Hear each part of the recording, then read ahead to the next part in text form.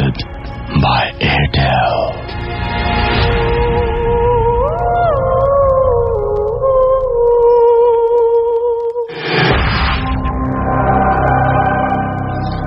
শুনছেন সবসময় রেডিও ফুর্তির সাথে আছে রাসেল এবং আমার সাথে আছে মাসুম। আর ঘড়িতে 11:59 বাজতেই শুরু হয়ে গেল ভূত এফএম। আর ভূত এফএম আপনাদের সবাইকে স্বাগত জানাচ্ছি। এবং আজকের ভূত এফএম হন্টেড বাই এয়ারটেল। আশা করছি আপনাদের অনেক ভালো লাগবে। যারা SMS করছেন এবং SMS পাঠানোর নিয়মটি এখনো জানেন না, তাদেরকে বলি যে আপনার এয়ারটেল নাম্বার থেকে অথবা অন্য যে কোনো নাম্বার থেকে আমাদের SMS করুন। লিখে ফেলুন SHOUT শাউট স্পেস আপনার নাম স্পেস আপনার মেসেজ, পাঠিয়ে দিন 9840 নাম্বারে। আর যারা আজকে শোটা আনফরচুনেটলি মিস করবেন তাদেরকেও জানিয়ে দিচ্ছি যে এয়ারটেল এম রেডিওর মাধ্যমে আপনি এই শোটি আরো একবার শুনতে পারবেন। এবং সেইটার জন্য আপনাকে যেটা করতে হবে, আপনার এয়ারটেল নাম্বার থেকে ডায়াল করুন 4040 এবং সিলেক্ট করুন চ্যানেল 22। দেখবেন যে একটার পর একটা এপিসোড আপনাকে একটার পর একটা এপিসোড শোনার অপশন দেওয়া হচ্ছে এবং সেখান থেকে আপনার পছন্দের এপিসোডটা আপনি ইচ্ছা করলেই শুনতে পারবেন। And now listeners can get the Bhoot FM tune as their caller tunes, my tunes from Airtel. Bhoot FM tune code is 92125 and you can activate it by sending a SMS. And SMS পাঠানোর নিয়মটি আমি বলছি, আপনি যদি ভূত FM এর এই টিউনটি এবং কলার টিউন হিসেবে অথবা মাই টিউন হিসেবে সেট করতে চান, তাহলে আপনার এয়ারটেল নাম্বার থেকে মেসেজ অপশনে গিয়ে টাইপ করুন CT স্পেস 92125 এবং এটা সেন্ড করুন 3123 নাম্বারে। এই হচ্ছে ঘটনা। এবং আমি যারা বললাম যে SMS পাঠাচ্ছেন তারা তো SMS পাঠাবেন এবং আপনাদেরকে অনেক থ্যাঙ্কস। অনেকটা পথ আমরা পার হয়ে এসেছি আপনাদের সঙ্গে ভূত এফএম এর সাথে। এবং এখনো পর্যন্ত আপনাদের যে পরিমাণ রেসপন্স পাই, আপনারা যে পরিমাণ ইমেল পাঠান আমাদেরকে, যে পরিমাণ SMS পাঠান, অ্যামেজিং। এবং এটা আসলে আপনাদেরকে ধন্যবাদ দিয়েও শেষ করা যাবে না। অ্যান্ড আমার মনে হয় যে আগামী যে সমস্ত শোগুলো আমরা করবো আপনাদেরকে নিয়ে, সেই শোর জন্য আপনারা অনেক অনেক ঘটনা পাঠাবেন। আমি জানিয়ে দিচ্ছি আপনাদেরকে আমাদের ইমেল অ্যাড্রেসটি। আর ইমেল অ্যাড্রেসটি হচ্ছে bhootfm@radiofurti.fm, which is BHOOTFM@radioforti.fm. Anyways, আমরা প্রতি শোতেই যেভাবে আমরা শুরু করি সেরকম একটা ঘটনা দিয়ে আজকে শুরু করব। এবং এটি পাঠিয়েছেন এমন একজন যিনি আজকে এই মুহূর্তে আমাদের সাথে এখানে উপস্থিত থেকে সরাসরি আপনাদেরকে ঘটনাটা বলতে পারছেন না, বাট তিনি আমাদের ইমেল করেছেন এবং তার ইমেলটি ভালো লাগার জন্য আমি পড়ে শোনাচ্ছি। লিখছেন, হাই রাসেল ভাই, আশা করি ভালো আছেন। আমি আশিক ইমতিয়াজ খুলনার দৌলতপুর থেকে বলছি। আমি শুরু থেকেই ভূত এফএম শুনছি। এখন যে ঘটনাটি বলছি তা আমার দাদির মুখ থেকে শোনা। আমার দাদির বাবা, অর্থাৎ আমার বাবার নানা, তিনি একজন মসজিদের ইমাম ছিলেন এবং তিনি মানুষের অনেক ধরনের সমস্যার সমাধান করতেন। একদিন পাশের এক গ্রামের একটি লোক স্বাভাবিকভাবে মারা গেল, কিন্তু তারপর থেকে শুরু হলো সমস্যা।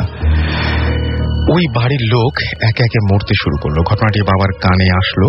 তিনি বুঝতে পারলেন যে ওই বাড়িতে পুরুষকাল লেগেছে। তারপর তিনি ওই বাড়িতে গেলেন এবং ওই বাড়িতে 4 জন লোক জীবিত। তিনি তাদের সাথে কথা বললেন। তিনি বললেন, তোমাদের বাঁচার একটা উপায় আছে। উপায়টি এরকম, গভীর রাতে ওই বাড়ির 4 কোণায় 4 জন মুয়াজ্জিন দাঁড়িয়ে আজান দেবেন। আর ওই সময় প্রথমে যে মারা গিয়েছিল তার কবর খোঁড়া হবে। কথা মতো কবর খোঁড়া হলো এবং অবিশ্বাস্য হলেও সত্য যে লাশের গালের মধ্যে কাফনের কাপড় ছিল, অর্থাৎ মুখের মধ্যে কাফনের কাপড় ছিল, অর্থাৎ লাশটি কাফনের কাপড় খাচ্ছিল।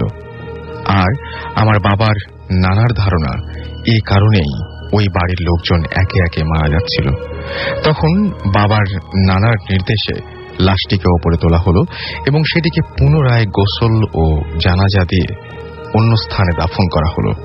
তারপর থেকে ওই বাড়িতে আর কোনো সমস্যা হলো না। এই ছিল ঘটনা এবং এরকম অসংখ্য ঘটনা আপনাদের কাছেও আছে আমি জানি। আমাদেরকে ইমেইল করুন। এবং যারা আমাদেরকে এখন SMS করছেন, দেখতে পাচ্ছি ব্ল্যাক ভূত, তিনি লিখেছেন যে তিনি ভূত এফএম পছন্দ করেন। আমাদেরকে জুলফিকার সরি, জুলফিকার লিখেছেন যে আজকে খুব ভালো লাগছে, এখন তো শুরুই হলো না। নিবিড় আমাদের নাটোর থেকে লিখেছেন যে পিকনিক শেষ করে বাসায় যাচ্ছি, গাড়িতে বসে ভূত এফএম শুনছি, ওয়াও, আমার যে অনেক এনজয় করছেন। হাদি আমাদের লিখেছেন যে হাদি আলমগীর শাহ নূর রাজশাহী থেকে লিখেছেন আমাদেরকে। শহীদ লিখেছেন, শহীদ উর্মি আলিম তন্নি সামির লিখেছেন ভাই আমরা সকলে মিলে ভূত এফএম শুনছি এবং ছাদের ওপরে বসে খুব ভালো লাগছে। কামরুল আমাদেরকে লিখেছেন ভালুকা থেকে। এছাড়াও আমাদেরকে খিলক্ষেত থেকে সঞ্জিদা এসএমএস করেছেন এফ জে রাব্বি। এছাড়াও আমাদেরকে এসএমএস করেছেন শামীম, এসএমএস করেছেন শিমুল ফয়সাল নাসিম মিরপুর 2 ঢাকা থেকে, ঢাকা কমার্স কলেজের স্টুডেন্ট তারা, লাইট অফ করে তারা সবাই ভূত এফএম শুনছেন, থ্যাংক ইউ। মুনিম আমাদের এসএমএস করেছেন, এছাড়াও লামিয়া আমাদের এসএমএস করেছেন এবং তারও অনেক ভালো লাগছে সেটা জানিয়েছেন। আয়নাল এসএমএস করেছেন এস কে রনি। মারুফ গাজীপুর থেকে এসএমএস করেছেন আমাদেরকে তাইফ নরসিংদী থেকে, মিঠু উত্তরা ঢাকা থেকে, রুবেল আমাদেরকে এসএমএস করেছেন হৃদয়, এছাড়াও আলিফ নারায়ণগঞ্জ থেকে। আমরা সরাসরি ঘটনায় যাব এবং আমাদের মাঝখানে আজকে যারা উপস্থিত রয়েছেন তারা বিভিন্ন জায়গা থেকে এসেছেন, তবে আমাদের সাথে আছেন ঢাকা মেডিকেল কলেজ থেকে 3 জন স্টুডেন্ট। তাদের ঘটনা শুনবো এবং তারা ঢাকা মেডিকেল নিয়ে অনেক ঘটনা বলবেন। গত শোতে আমরা যখন ঢাকা মেডিকেল নিয়ে একটা ঘটনা বলেছিলাম, তারপরে আমি অনেক রেসপন্স পেয়েছি, অনেক ইমেল এসছে। সেই ইমেলের প্রেক্ষিতেই আমরা ইনভাইট করেছিলাম এবং তারা তাদের সমস্ত ব্যস্ততা ফেলে আজকে আমাদের মাঝে সেখানে এসে উপস্থিত হচ্ছেন। তাদের মেডিকেলের সেই সমস্ত ঘটনা বলবেন, তাদের কলেজের বিভিন্ন ঘটনা বলবেন, হোস্টেলের ঘটনা বলবেন, সেগুলো আমরা এক একে শুনবো। তবে তার আগে ছোট্ট একটি ব্রেক। স্টে টিউনড রেডিও ফুর্তি and don't stop the ফুর্তি। আমার কালেকশনে 200 কয়েন আছে। Haunted by Airtel।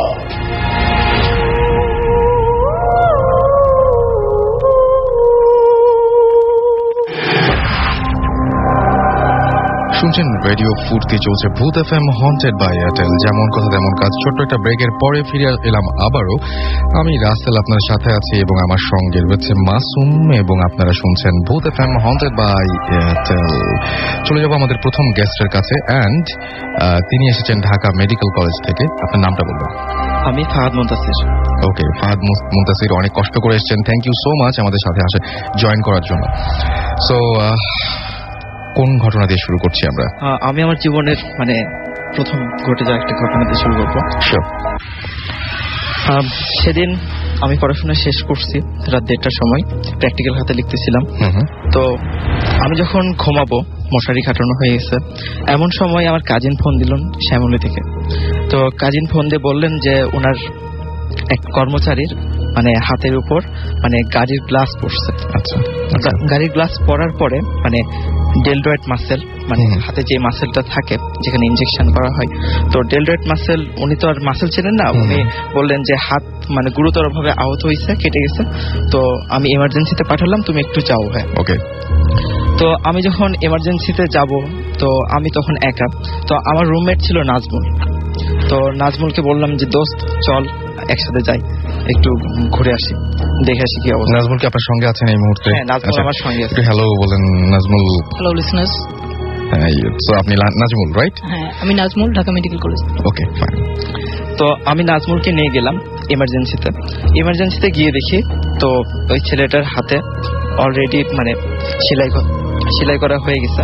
তারপরে সেটা ড্রেসিং করার পরে যেহেতু ডেলডয়েড মাসেলের নিচে ছিল হিউমেরাস একটা বন্স, তো বন্সটা ভেঙে গেছিল, এই কারণে সেখানে প্লাস্টার করার দরকার ছিল।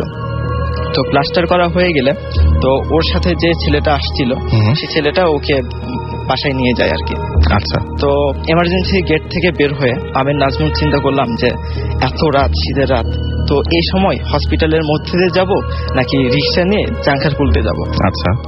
তো হলে যাওয়া 2টা রাস্তা, একটা হলো চাঙ্কারপুল দিয়ে যাওয়া যাবে, আর একটা হলো মেডিকেল কলেজের ভিতর দিয়ে, হসপিটালের মধ্যে, তারপর মেডিকেল কলেজ, তারপর আমাদের নিউক্লিয়ার মেডিসিন, তারপর মর্গ আছে, ওই পাশ দিয়ে যাওয়া যাবে। ওইটা আমাদের জন্য খুবই সহজ একটা রাস্তা। তো আমরা ভাবলাম যে হসপিটালের মধ্যে দিয়ে যাই, দেখি রোগীগুলো কি অবস্থায় আছে এই শীতের রাতে, তো তাদের কষ্টটা একটু হলেও আমরা আজ করতে পারবো আর কি। তো নাজমুলের সাথে শেয়ার করে 2 জন একসাথে গেলাম। তো যাইতেই হসপিটালের মধ্যে আমাদের লিফট আছে, লিফটে 3 তলা পর্যন্ত যাওয়া। তো ওই সময় ইন্টার্নিরত এক ভাইয়া আমাদের হোস্টেলেই থাকেন, তো উনি আমাদের বললেন যে উনি আমাদের বললেন যে তোমাদের ব্যাচের একটা মেয়ে এই অবস্থায় ভর্তি হয়েছে কিছুক্ষণ আগে, তো ওর আম্মুর সাথে আসছে, তো তোমরা প্লিজ একটু যাও উপরে কেবিনে যাও, কেবিনে যে দেখো যে ওদের কিছু লাগবে কিনা, কারণ এত রাতে মানে ওর আম্মার পক্ষে সম্ভব না সবকিছু মানে যা কিছু লাগবে তা জোগাড় করা। রাইট। তো এই ক্ষেত্রে আমি আর নাজমুল সিদ্ধান্ত নিলাম যে যাই একটু দেখে আসি, যেহেতু আমাদের ইয়ারম্যান। তো আমরা গেলাম 3 তলায় ওঠার পরে, তো আমরা কেবিনে যাব। আমরা জানি যে আমাদের স্টুডেন্টস কেবিন মেল যেটা সেটা হচ্ছে 34 এবং 35 নাম্বার, এবং যেটা ফিমেল মানে স্টুডেন্টস কেবিন সেটা হচ্ছে 19 নাম্বার। আচ্ছা। তো আমরা যথারীতি 19 নাম্বার কেবিন এর আগে কখনো যাই নাই। দ্যাট মিন্স যারা হচ্ছে মানে এমনি জেনারেল পেশেন্ট তাদের যে ওয়ার্ডগুলো থাকে সেখান থেকে স্টুডেন্টদের ওয়ার্ডগুলো একটু আলাদা জায়গায় হয়, একটু অন্য জায়গায় হয়, এক জায়গায় হয়, কিন্তু কেবিনগুলো আমাদের আলাদা। রাইট। তো 19 নম্বর কেবিন নার্সকে জিজ্ঞেস করলাম যে সিস্টার 19 নম্বর কেবিনটা কোন দিকে, তো উনি বললেন যে 19 নম্বর কেবিনে তো কেউ নাই, আপনারা অপোজিট কেবিনে যান, সর্বশেষ যে কেবিনটা আছে ওই কেবিনে যান, ওই কেবিনে ঢাকা মেডিকেলের একজন স্টুডেন্ট ভর্তি হয়েছে। আচ্ছা। তো ওনার কথা শুনে আমি আর নাজমুল ওইদিকে যাচ্ছিলাম। তো আশ্চর্য লাগলো একটা জিনিস, যে প্রত্যেকটা দরজাতে তালা মারা, অন্যান্য বাকি যেসব কেবিন গুলো ছিল কেবিন নাম্বারটা আমার তখন আমি জানি না, এখনো দেখিনি, তবে সর্বশেষ কেবিন যেটা সেইটাতে। আচ্ছা। তো করিডোর দিয়ে যাচ্ছি আমি নাজমুল, কিন্তু একটাও লাইট নাই সেখানে, অন্ধকার একটা। এটা তো ন্যাচারাল না বোধহয়, মনে হয় না। তারপর আমরা গেলাম কেবিনের সামনে, তো কেবিনের ভিতরে দেখলাম যে অন্ধকার, দরজাটা ভাজানো আছে কিন্তু মানে তালা মারা নাই, মনে হলো যে কেউ আসছে ভিতরে। তো এরকম সময় আমি 2 বার নক করলাম যে হ্যালো কেউ আসছে কিনা। তো ওই মেয়ের নাম ছিল স্নেহা। আচ্ছা। তো স্নেহাকে ডাকলাম, স্নেহা বললাম, তারপর দেখি কোনো রেসপন্স নাই। তো আমি নাজমুলকে বললাম যে দোস্ত তুমি যাও একটু করিডোরের লাইটটা জ্বালাও আর দেখি খোলে কিনা, মানে কেউ সাড়া দেয় কিনা। তো এইরকম সময় দেখি যে এক ভদ্রলোক উনি আসলেন।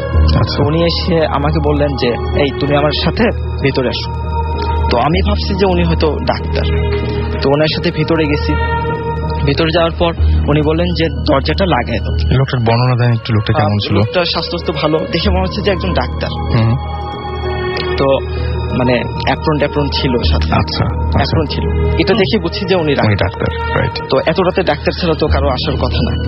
তারপর উনি বললেন যে ঘরের ভিতর অন্ধকার, তো উনি বললেন তুমি লাইটটা অন করো। তো আমি মোবাইলটা বের করলাম পকেট থেকে, বের করে মোবাইলের যে ক্ষীণ আলো সেটা দিয়ে আমি খুঁজতেছিলাম যে কোথায় বোর্ড। তো আমি যখন বোর্ডটা খুঁজতেছি এইরকম সময় আমি বেডের সাথে ধাক্কা খাই। ওখানে ধাক্কা খাওয়ার পর আমার মোবাইলটা পড়ে যায়, এবং আমি যখন আমার হাতটা পড়ে বেডের উপর তখন আমি অস্বাভাবিক কিছু জিনিস মানে অনুভব করলাম। কিরকম সেটা? সেটা হলো আমি যেটা স্পর্শ করলাম সেটা মনে হচ্ছে একটা মানুষের শরীর, কিন্তু সেটা মানে লিভিং বডি না, ডেড বডি। আর মেডিকেল টার্মে ডেড বডিকে ক্যাডেভার বলা হয়। আচ্ছা। তো আমরা সাধারণত যে ফার্স্ট ইয়ার সেকেন্ড ইয়ার স্টুডেন্টরা আমরা অ্যানাটমি ডিসেকশন হলে যেসব ক্যাডেভার গুলো মানে ডিসেকশন করি সেগুলো মূলত মানে শক্ত হয়, স্কিনের মধ্যে ফ্লুইড থাকে না ফরমালিন দেওয়ার কারণে, এবং একটা গন্ধ থাকে ফরমালিনের। তো ফরমালিনের গন্ধ সাধারণত নাকে গেলে মানে চোখে জলে আর কি, চোখ দিয়ে পানি ঝরে। তো যাই হোক আমি স্পর্শ করলাম, তো মনে হলো এটা একটা ডেড বডি। তো আমি অবাক হলাম যে এখানে ডেড বডি থাকার কথা না, এখানে তো সাধারণত স্নেহা বা অন্য কারো থাকার কথা, বা ওর আম্মু। তারপর আমি মানে খুব তাড়াহুড়া করে মানে বোর্ড খুঁজতে লাগলাম, সুইচ বোর্ড। হ্যাঁ সুইচ বোর্ড। তারপর আমি সুইচ বোর্ড কোনোভাবে পেলাম। তো আমি যখন সুইচটা অন করলাম তখন টিউব লাইট ফ্লোরোসেন্ট বাল্ব যেটা সেটা যখন নষ্ট হয় তখন দেখা যায় টিপ টিপ টিপ টিপ করে। রাইট। তো বাল্বটা পুরোপুরি জ্বলতেছিল না, মানে টিপ টিপ করতেছিল। তো এমন সময় আমি শুধু এতটুকুই দেখতে পেলাম যে ওখানে একটা লাশ মানে পড়ে আসছে, ডেড বডি, এবং পুরাটা সাদা কাপড় দিয়ে ঢাকা। সাধারণত আপনারা দেখছেন যে যারা যারা লাশ দেখছে হসপিটালে তারা হয়তো দেখছে যে সাদা কাপড় দিয়ে ঢাকা। তো এরকম একটা মুহূর্তে আমি ওই লোকটাকে খুঁজলাম, কিন্তু মানে আশ্চর্যজনক যে ওই লোকটার রুমের মধ্যে নাই। লোকটা যখন রুমে আসলো তখন হচ্ছে তার বুট জুতা ছিল, জুতার শব্দ পাওয়া যাচ্ছিল, কিন্তু লোকটা যদি বেরিয়ে যায় তাহলে তো অবশ্যই জুতার শব্দ পাওয়া যাবে, কিন্তু লোকটা ওখান থেকে উধাও হয়ে গেল। তো এরকম সময় আমার মাথা কাজ করতেছিল না যে আমি কি করব। আপনি একটা পেশেন্ট দেখতে এসেছেন, দেখলেন যে বিছানায় শুয়ে আছে একটা ডেড বডি, এবং যে লোকটি আপনাকে বলেছিলেন যে এই দিকে আসো, সেই লোকটি সেই মুহূর্তে নাই। সো তারপর আমি নাজমুলকে যে ডাকবো, নাজমুল তখনও হচ্ছে বাইরে, মানে ও সুইচ করতেছিল ওখানকার। তো নাজমুলকে আমি ডাকবো, আমার গলাতে কথা বের হচ্ছে না। তারপর আমি আমার মেন দরজা ভেবে আমি টয়লেটের দরজা ধরে টানাটানি করতেছি, কিন্তু মানে দরজা আর খুলে না। আর মনে হলো যে পিছন থেকে, আর তখন বাল্বটাও অফ হয়ে গেছে। আচ্ছা। আর ওইরকম সময় মনে হলো যে পিছন থেকে কি জানি শীতল একটা হাত আমার ঘাড়ে দিছে। এই তারপর আমি আর মানে কিছু তখন আমি সেন্সলেস অবস্থায় পড়ে গেছি। তো পরে যখন আমি জ্ঞান ফিরছে, তখন নাজমুলের কাছ থেকে আমি বাকিটা শুনলাম। নাজমুল, আমি আপনাকে একটু জিজ্ঞেস করি যে আসলে বেসিক্যালি উনি যখন রুমের মধ্যে গেলেন তখন বাইরে আপনি কি করছিলেন বা কি অবস্থা ছিল? আসলে বাইরে আমাকে তখন মুনতাসির বলছিল যে যেহেতু আমরা পেশেন্ট দেখতে যাচ্ছি, আমাদের ক্লাসমেট, তো কিছু খাবার দাবার যেমন জুস বা কেক এই টাইপের কিছু আনার জন্য লাইট অফ অন করতে বলা হয়েছিল, কিন্তু লাইট খুঁজে পাইনি আমি সুইচ বোর্ড। তো আমি চলে গেছি ইমার্জেন্সি। আশেপাশে দেখা যায় সবসময় আপনার দোকানগুলো খোলা থাকে অনেক রাত পর্যন্ত, যেহেতু ইমার্জেন্সি মানে যে কোনো সময় লাগতে পারে। সো আমি নিচে যে খাবার দাবার একটা জুস কিনে তারপর আসলাম। এখন সেই নিচে যাওয়া এবং আসা এর মধ্যে যে সময়ের ব্যবধানটা, এটা আপনার 15 থেকে 20 মিনিট হবে। এর মধ্যে সম্ভবত এটা হচ্ছে, এটা আসলে ও ভিতরে কি ঘটছে এটা জানি না। আমি যাওয়ার পর কি অবস্থায় পেলেন? আমি যাওয়ার পর সব মানে নরমাল, সব নরমাল। এখন আমার প্রশ্ন হচ্ছে যে আপনি যখন ভেতরে ঢুকলেন তখন আপনি বেডে কি দেখতে পেয়েছিলেন? আচ্ছা, আমি তখন আসলে বেডে একটা ডেড বডি ছিল আসলে। ডেড বডি ছিল, কিন্তু ওই ডেড বডিটা মানে ও যেরকম বলছে যে ওই যে লোকটা এরকম টাইপের ওরকম, কিন্তু ওটা নরমাল আপনার ডেড বডি যেরকম থাকে। আসলে পরে আমরা ইনফরমেশন নিয়ে জানা গেল যে বেওয়ারিশ লাশগুলো যে থাকে, ওই বেওয়ারিশ লাশগুলা সাধারণত আপনার যে ওইটা থেকে বোনস প্রসেস করে, বোনস গুলো বিক্রি করা হয় বা বিভিন্ন কাজে এগুলোর ভিসেরা গুলো সেল করা হয়। ওটা ওরকম একটা বেওয়ারিশ লাশ, এটা সাধারণত মর্গে নেওয়ার কথা, কিন্তু মর্গে নেওয়ার আগে ওখানে মানে আপাতত এখন আমি যাওয়ার পর এভরিথিং ইজ নর্মাল, সবকিছু মানে আগের মতোই, কিন্তু মুনতাসির জাস্ট মানে ওর ফিট হয়ে আছে। আমি যা বললাম যে কি হচ্ছে মুনতাসির, তারপর ওর মুখে পানি টানি দিয়ে আমি নিজেও একটা নার্ভাস ফিল করতেছিলাম, কারণ যেহেতু এরকম রুমের মধ্যে একা, তারপর একটা ডেড বডি রুমের মধ্যে ছিল, এটা আসলে স্বাভাবিক। আর ওখানে কি করছিল, এটা তো একটা হ্যালোজিনেশন হতে পারে যে ওরকম যে একটা কি শীতল হাত, যে কারণ ডেড বডিটা নরমাল ছিল, যে ন্যাচারালি যেরকম থাকে, বাট একা একটা অন্ধকারের মধ্যে উনি আসলে এক্সপেক্ট করেন এরকম কিছু যে এখানে ডেড বডি থাকবে। এনিওয়েজ, এই যে যারা ঘটনাতে প্রচন্ড ভয় পেয়েছেন তাদেরকে ভয়টা একটু ভাঙিয়ে দিই। আর সেটি হচ্ছে এখানে এই ঘটনার মধ্যে দুটো জিনিস আছে, একটা হচ্ছে যে প্রচন্ড ভয়, সেটা আপনারা পেয়েছেন অলরেডি আমি মনে করি। আর আরেকটা জিনিস আছে, সেটা হচ্ছে যে একটা ইনফরমেশন দিয়েছেন আমাদের ঢাকা মেডিকেল কলেজের স্টুডেন্টরা, সেটা হচ্ছে যে আপনি যখন ফরমালিনের সামনে যাবেন তখন নাক জ্বলবে, চোখ জ্বলবে আর কি, নাকে ঝাঁঝালো কোনো গন্ধ লাগবে। সুতরাং বাজারে যে যখন মাছ কিনবেন তখন অবশ্যই নাকের কাছে ধরে একটু টেস্ট করতে পারেন যে এটা তোমার ফরমালিন দেওয়া আছে কিনা। শুকে দেখলেন চোখ জ্বলছে কিনা, তাহলে বলেন ভাই ফরমালিন দেওয়া মাছ, এটা তো নিব না। এটা একটা ভালো জিনিস পাওয়া গেল আর কি এখান থেকে। অলরাইট, সো আমরা এখন যেটা করবো, মাসুম যদি হাত ইশারা করে তাহলে আমি ব্রেকে যাব, আর না হলে আবার নেক্সট ঘটনায় চলে যাব। একটা ছোট্ট ব্রেক লাগবে না নাকি? সো একটা ছোট্ট ব্রেকের পরে আবারও ফিরে আসছি স্ট্রেট ইনটু রেডিও ফুর্তি, এন্ড ডোন্ট স্টপ দ্য ফুর্তি। Haunted by Airtel.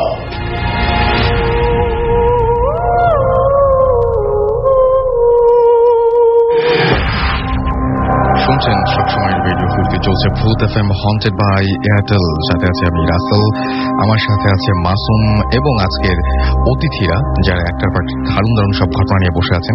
আমার মনে হয় যে আপনি কিছু বলতে চাচ্ছেন, বলে ফেলুন।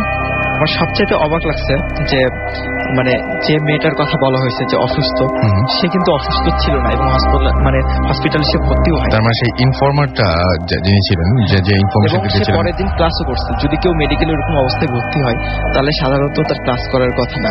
এটা আমি ভুলে গেছিলাম। এবং মানে রুমের যে লাইটটা আমি দেখছি যে মানে টিপ টিপ করতেছিল, সেটা যখন আমার জ্ঞান ফেরে তখন দেখি যে অটোমেটিক জ্বলতেছে। আচ্ছা, তার মানে ওই মুহূর্তটা সবকিছু এলোমেলো ছিল। অলরাইট, আমাকে ঐশী খুলশি থেকে লিখেছেন যে ভূত এফএম শোনার জন্য প্রতি ফ্রাইডে ওয়েট করি। আমাকে লিখেছেন তপন ফ্রম ড্রেমরা যে ভূত এফএম অনেক ভালো লাগছে। লাবণ্য আমাকে লিখেছেন ময়মনসিং থেকে, আমি ভাইয়া আম্মু একসাথে ভূত এফএম শুনছি। ইমরান, অন্তর, মৃদুল, জনি এরা সবাই রেডি। অ্যান্ড আলমগীর ময়মনসিং থেকে লিখেছেন যে আমরা সবাই ভূত এফএম শুনছি। নাবিলা আমাদেরকে SMS করেছেন এবং নাবিলাও এই মুহূর্তে আমাদের সঙ্গে রয়েছেন। আমাদের সঙ্গে রয়েছেন সপ্তিক হরিয়ান থেকে এবং আমাদের সাথে আছেন মাহি ফ্রম খুলনা ফুলবাড়িঘাট। আমাদের সাথে জহির আছেন কালীগঞ্জ থেকে। এছাড়াও অনন্ত আছেন আমাদের সঙ্গে ফরিদাবাদ থেকে। এছাড়াও জুবায়ের এবং জুনায়েদ দুজনেই রয়েছেন। রনি এবং মিল্টন রয়েছেন। রাজীব দাস সিলেট থেকে আমাদের সঙ্গে রয়েছেন। কল্যাণ রয়েছেন কাতিপাড়া থেকে। পারভেজ মানিকগঞ্জ থেকে। SK রনি আমাদের সঙ্গে রয়েছেন, SMS করেছেন বেশ কিছু এবং আমাদের সাথে SMS করেছেন আমাদেরকে সাব্বির ইসলাম। এছাড়াও আমাদেরকে SMS করেছেন শুভ্র পটুয়াখালী থেকে, অনেক দূর থেকে SMS করেছেন। এছাড়াও আমাদেরকে SMS করেছেন mister Akbar, Shafiq and DVD ভূত সহ আরো অনেকে। আর যারা ঢাকা স্টুডেন্টে এখন ঢাকা ইউনিভার্সিটিতে এখন স্টুডেন্ট এবং যারা বিভিন্ন মেডিকেল কলেজের স্টুডেন্ট, তাদের কাছে অনেক ঘটনাগুলো ভালো লাগবে, অনেকে রিলেট করতে পারবেন এবং অনেকে নিশ্চয়ই রেসপন্স করবেন, আমি সেটা আশা করবো।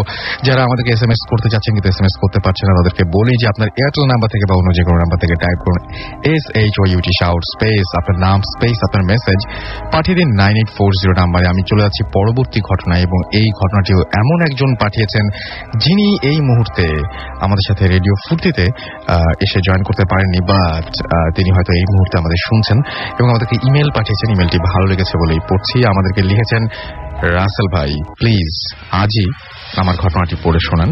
এটা না পড়লে আর ঘটনা পাঠাবো না, কারণ এটি আমার জীবনের শ্রেষ্ঠ ঘটনা। আমার নাম আনোয়ার হোসেন, আমার ঠিকানা মামুন স্মৃতি পাবলিক স্কুল জামালপুর এবং তারপরে তিনি মোবাইল নাম্বার দিয়েছেন। আচ্ছা, লিখেছেন আমার ঘটনা একটু ধার্মিক প্রকৃতির। তাই গত রমজানে আমরা কয়েকজন মিলে 10 দিনের জন্য মসজিদে ইত্তেকাফে ছিলাম। আমাদের সাথে ছিলেন আমাদের এক দাদা। যাই হোক, আমাদের মসজিদের হুজুর হলেন একজন হাফেজ। 25শে রমজানের রাতে যখন তিনি তারাবিহ পড়াতে চলে যাচ্ছিলেন, তখন আমরা তাকে অনুরোধ করলাম যে তিনি যেন আমাদের সাথে রাতে থাকেন। তিনি আমাদের কথা মেনে নিলেন এবং আমাদের সাথে থাকতে রাজি হলেন।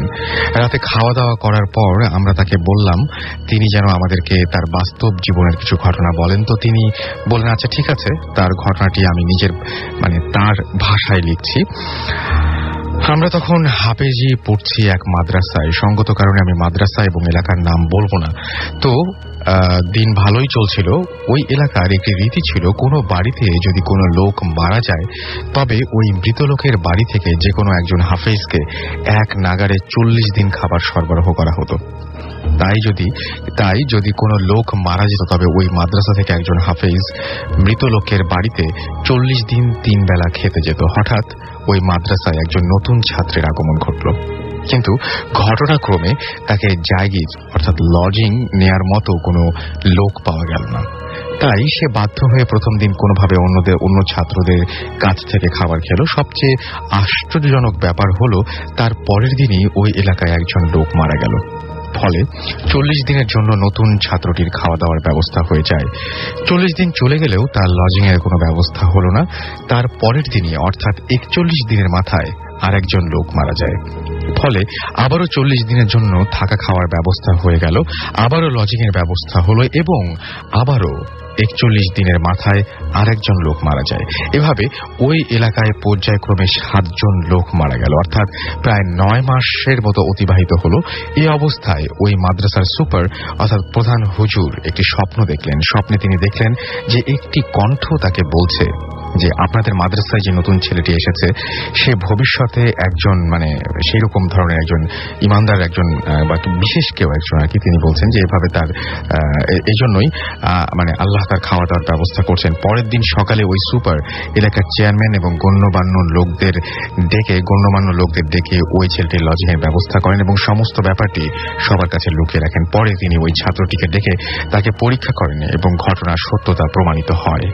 পরে তিনি সব ছাত্র ছাত্রদের কাছে ঘটনাটি খুলে বলেন এবং ওই ছাত্রটিকে মাদ্রাসার সুপার নিযুক্ত করেন। আশ্চর্য হলেও সত্য, পরবর্তী 2 বছরে ওই এলাকায় আর একটি লোকও মারা যায়নি। এই ছিল হুজুরের ঘটনা। পরের দিন সকালে ফজর নামাজ পড়তে তিনি চলে যান। তারপর আমাদের যা ঘটে তা 29 রমজানের রাতে। বলে রাখি, নিয়ম হলো যারা ইত্তেকাফে থাকবে তারা বিজোড় রাত্রিতে ইবাদতে কাটাবে। তাই আমরা সবাই সেদিন নামাজ কালাম পড়ে 12:30টায় ঘুমাতে যাই এবং আমাদের সাথে যে যার দাদাটি ছিলেন তিনি অনেক পরহেজগার। তো তিনি শোবার আগে প্রতিদিনের মতো দোয়া কালাম পড়ে মসজিদের দরজা ভালো করে খিল দিয়ে বন্ধ করলেন। সবাই শুয়ে পড়ল, তবু আমরা ঘুমালাম না, বরং না ঘুমিয়ে তাসবিহ তেলাওয়াত করছিলাম। পুরো মসজিদে পিনপতন নীরবতা। এমন সময় হঠাৎ করে ঠাস করে একটা শব্দ, মসজিদের দরজা খুলে গেল। বাইরে লাইট জ্বালানো ছিল। লাইটের আলোয় আমরা দেখতে পেলাম অনেকগুলো ছোট ছোট কি যেন মসজিদে ঢুকছে। আমাদের কারো সাহস হলো না দরজা বন্ধ করে আসার। দাদা গিয়ে দরজা বন্ধ করে আসলেন। ঠিক কিছুক্ষণ পর পুরো মসজিদে একটি সুবাস ছড়িয়ে পড়ল। তারপর আমরা সবাই একসাথে অনেক কি বলবো, কালাম পড়ার শব্দ শুনতে পেলাম এবং অনেকক্ষণ পর গুঞ্জন থামলো। এবারও দরজা খুলে গেল, কিন্তু কোনো শব্দ হলো না। এবার আমরা স্পষ্ট দেখলাম অনেকগুলো ব্যাঙ বেরিয়ে গেল মসজিদ থেকে। তারপর আমরা সবাই উঠে পড়লাম এবং লাইট জ্বালালাম। দেখলাম 3টা বাজে। একটু পর আমাদের সবার বাড়ি থেকে খাবার এলো এবং সবাই সেহরি খেলাম। পরে দাদা আমাদের বললেন ওগুলো জিন ছিল। এই ছিল আমার ঘটনা এবং তিনি এই ঘটনাটি পড়তে অনুরোধ করেছেন। আমি ঘটনাটি পড়ে ফেললাম। আশা করছি আপনাদের ভালো লেগেছে। আর যারা ঘটনা পাঠাতে চান এরকম ভাবে এবং স্টুডিওতে উপস্থিত থাকতে চান নেক্সট ভূত এফএম আমাদের সঙ্গে, তারা আমাদেরকে ইমেইল করুন এবং ইমেইলে অবশ্যই যে ঘটনাটি যেটা সত্যি আপনার জীবনে ঘটেছে সেরকম ঘটনাই পাঠাবেন এবং মন গড়া যেটা আপনি নিজেরই বিশ্বাস হয় না সেরকম কোনো ঘটনা ইনশাআল্লাহ আপনারা পাঠাবেন না। আপনাদেরকে আরো একবার অ্যাড্রেসটি জানিয়ে দিই, bhutfm@radiofurti.fm, which is BHOOTFM@radioforti.fm এবং অবশ্যই নাম, ঠিকানা ও ফোন নাম্বার সহ আপনাদের ঘটনাগুলো পাঠাতে হবে।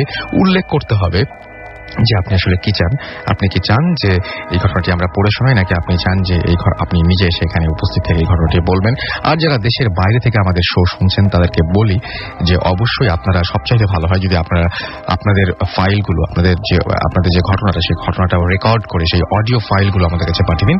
দেশের ভেতরেও যারা বিভিন্ন শহরে আছেন এবং ভূত এফএম শুনছেন তারাও একইভাবে আমাদেরকে ঘটনা পাঠাতে পারেন। চলে যাব আবারও নেক্সট ঘটনায় এবং আমাদের সঙ্গে আরেকজন গেস্ট রয়েছেন, তার ঘটনায় আমরা চলে যাই।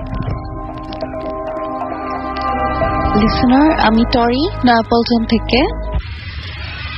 আমি আমার ছোট খালার সাথে একটা ঘটনা বলতে যাচ্ছি এবং আপনার সঙ্গে আপনার হাজবেন্ড রয়েছেন, তার সাথে একটু কথা বলে ফেলি আমরা। সো আপনার নামটা একটু বলবেন প্লিজ। আমার নাম শেখ রাসেল হোসেন প্রিন্স। ওকে, আমি নয়াপল্টন থেকে এসেছি।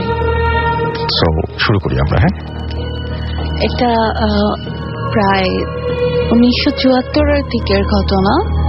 আমার খালামণি তখন এজ 9 ইয়ার্স। তো একদিন সন্ধ্যায় তিনি কোনো কাজ করতে বা কোনো একটা কিছুর জন্য উঠোনের দরজায় যায়। তো দরজার সামনে হঠাৎ একটা কালো বিড়াল তার পায়ের উপর দিয়ে যেতে চায়। সে বিড়ালটাকে পায়ের উপর দিয়ে যাওয়ার কারণে লাথি মেরে সরানোর জন্য লাথি দেয়। তো ওটা অ্যাকচুয়ালি বিড়াল ছিল না, একটা জিন ছিল। তো তারপর দেখা গেল সেই জিনটা তৎক্ষণাৎ আন্টিকে তার সাথে নিয়ে যায় এবং আন্টির জায়গায় একটা পরীকে তার আন্টির রূপে আমাদের নানুর বাসায় রেখে যায়। তো সন্ধ্যার কিছুক্ষণ পরে সবাই যখন রাতের খাবার খেতে বসলো, দেখা গেল ওই জিনটা সবকিছু সে একাই খেয়ে ফেললো এবং সবাই তখন বসেই ছিল। তারপর সে আরো খেতে চাইত। তখন নানু আরো রান্না বান্না করলো, সে আবার সবারটা খেয়ে ফেললো। তো খাওয়ার পরে দেখা গেল যে নানু তখন ফিল করতেছে যে না, এটা অ্যাকচুয়ালি এরকম একটা বাচ্চা এতগুলো খেতে পারে না, হয়তো পারে এটা অন্য কিছু। তো নানুর একটা ভাই ছিল, তো তাকে দেখানো হয় বাসায় মামাকে। তো নানা এসে বাসায় আসার পরে বলে যে আচ্ছা ঠিক আছে, এইরকম যখন হচ্ছে আমি তাহলে একটা হুজুরকে ডেকে নিয়ে আসি। একটা হুজুরকে ডেকে নিয়ে আসে। তখন সে এসে দেখার পর বললো যে হ্যাঁ, এটা কিছু একটা হয়েছে। তো আপনারা কালকে আসরের নামাজের পরে আমার সাথে আসেন, আমি আপনাদেরকে মানে তার কাছে নিয়ে যেতে হবে। আচ্ছা, ওকে। হ্যাঁ, একটা হুজুরের কাছে নিয়ে যাব, উনি আমার চাইতে বেটার বুঝবে কি হয়েছে। তো আপনারা কালকে আসর নামাজের পরে আমার সাথে যাবেন। তো নেক্সট ডে আসর নামাজের পরে সবাই আসলো, সেই নানাটা আসলো, নানার সাথে তার একটা ফ্রেন্ডকে নিয়ে আসছিল। তো দেখা গেল যে তাকে যখন যেতে বলা হচ্ছে সে যাবে না, সে যেতে চাইল না বলে চুপ করে বসেছিল। তো তাকে ভাবলো যে কুলে করে উঠে নিয়ে যাবে, এত তার ওয়েট বেড়ে গেছিল তাকে কুলে উঠাতে পারতেছিল না, তারা 2-3 মিলে নিতে পারতেছিল না। তখন চিন্তা করলো যে রিক্সা দিয়ে তো তাকে নিয়ে যাওয়া যাবে না, তখন একটা ভ্যান নিয়ে আসলো। ভ্যান নিয়ে এসে দেখা গেল ওই ভ্যানের ড্রাইভার আরো 2-3 টোটাল 4-5 মিলে তাকে উঠিয়ে ভ্যানে বেঁধে নিয়ে যাওয়া শুরু করলো। তো ভ্যান দিয়ে যখন নিয়ে যাচ্ছিল রাস্তায় তখন কিছু ঘটনা ঘটে। কিছু দূর যাওয়ার পরে ভ্যানটার এগোচ্ছিল না সামনের দিকে, ওয়েটের কারণে বা অন্য কোনো কারণে। হ্যাঁ, ওটা তখন প্রচন্ড ওয়েট গেইন করে, মানে ভার হয়ে যায়, কোনোভাবেই যাচ্ছিল না। তখন নানু আয়াতুল কুরসি পড়া স্টার্ট করে এবং বিভিন্ন দোয়াটা পড়তে থাকে, জিকির করতে থাকে সবাই, তখন ওটা আস্তে আস্তে যায়। তারপর তারা অনেক কষ্টের পরে সেই হুজুরের ওখানে পৌঁছায়, যে দেখে যেই হুজুরের কাছে তারা গেছে সেই হুজুর অন্য মানে কোনো এক কাজে অন্য কোথাও গেছে, সে ছিল না তখন তার প্লেসে। তো ওনার সাগরেদ টাগরেদ ছিল আরো, তারা মানে হুজুরের কাছে শিখতো।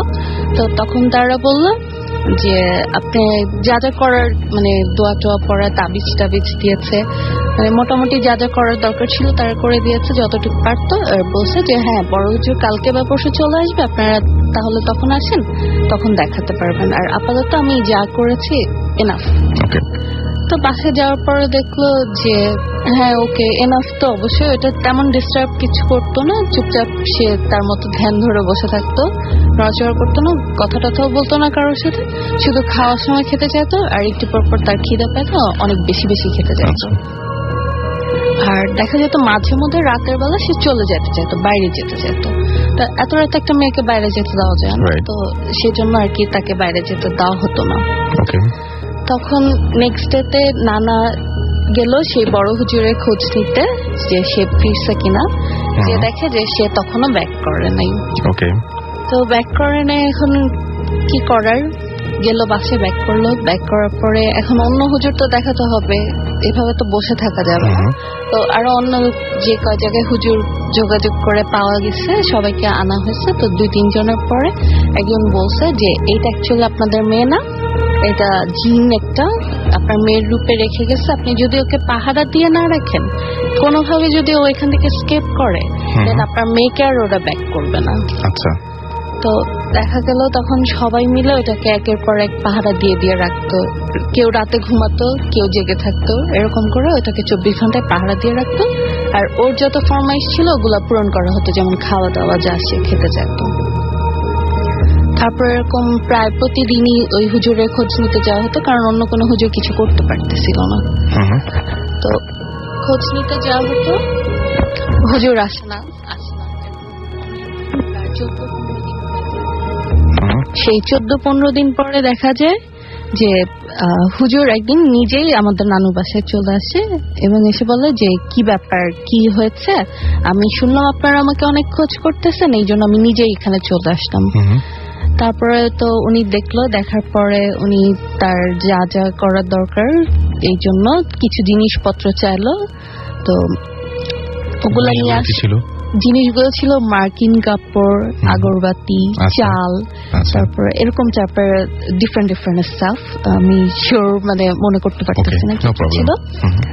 তো ওগুলা নিয়ে আসলো, সবকিছু নিয়ে আসার পরে হুজুর সন্ধ্যার নামাজ, মাগরিবের নামাজ শেষ করে তারপরে সে তার মতো বসে দোয়াটা পড়লো, পড়ার পরে অনেক কিছু করলো, করার পরে যেই জিনটাকে লাথি মারা হয়েছিল সেই জিনটাকে সে নিয়ে আসে। আমি একটা জিনিস ভুলে গেছি যে জিন যাকে লাথি মারা হয়েছিল ওরা ছিল 1 ভাই 7 বোন, এন্ড আমার আম্মুরাও সেম 7 বোন 1 ভাই ছিল। তো জিনটা আসে, ওখানে আসার পরে তার সাথে কথা বলা হয় কেন এরকম হয়েছে বা কি। তখন সে বলে যে আমাকে এরকম লাথি মারছে, তার জন্য আমি ওকে নিয়ে গেছি, বাট ওকে আমার খুব পছন্দ হয়েছে, ও আমার কাছে আছে, আমি ওকে বিয়ে করবো, আমি ওকে দিব না। আচ্ছা, এটা সে মানে ক্লিয়ার বলে দেয়। ওকে, বলার পরে সে দিবে নাই ওই মোমেন্টে। এখন অনেক সে করার পরে এখন হুজুরটা বলে যে ঠিক আছে, তুমি যদি না দাও, এখানে যেই মেয়েটা আছে ওকে তাহলে আমার তো বোতলে বন্ধ করে ফেলতে হবে, ওকে তো আমি আর যেতে দিব না। ওকে, তো এটা বলার পরে ওই যে পরীটা আন্টির রূপে আমাদের বাসায় ছিল, ওটা ছিল ওই জিনটার বোন। এখন জিনটার কি করবে, তখন চিন্তা করলো যে ঠিক আছে, তো একটা সে তার কন্ডিশন দিল। কন্ডিশন দেওয়ার পরে সে রাজি হলো যে ঠিক আছে, আপনারা আমার বোনকে ফেরত দেবেন, আর আমার কন্ডিশন হচ্ছে আমাকে প্রায় 20 মণ মিষ্টি দিতে হবে, যেটা একদম খাঁটি হবে। তো আমাকে 3টা গরু আর 11টা খাসি, একটা সে তার তিতাস নদী পার দিয়ে গেলে একটা জঙ্গল আছে, ওখানে একটা গাব গাছ আছে, আচ্ছা, ওই গাছের নিচে সবকিছু রেখে আসতে বলে। আচ্ছা, তো তখন নানুদের সেরকম অ্যাবিলিটি ছিল না এত কিছু দেওয়ার মতো। তো হুজুর ওটা নিয়ে অনেক বার্গেন করার পরে তারপরে সে 1 মণ অথবা 2 মণ মিষ্টি আর একটা খাসিতে বা 3টা খাসি, হ্যাঁ 3টা খাসি আর 2 মণ মিষ্টি, এরকম কিছুতে একটা সে আসে মিড পয়েন্টে যে ঠিক আছে, আমাকে এগুলো দিলেই আমি দিয়ে দিব। তখন নানু কেয়ার করার নিয়ে গেল পরের দিন সে যেখানে বলে।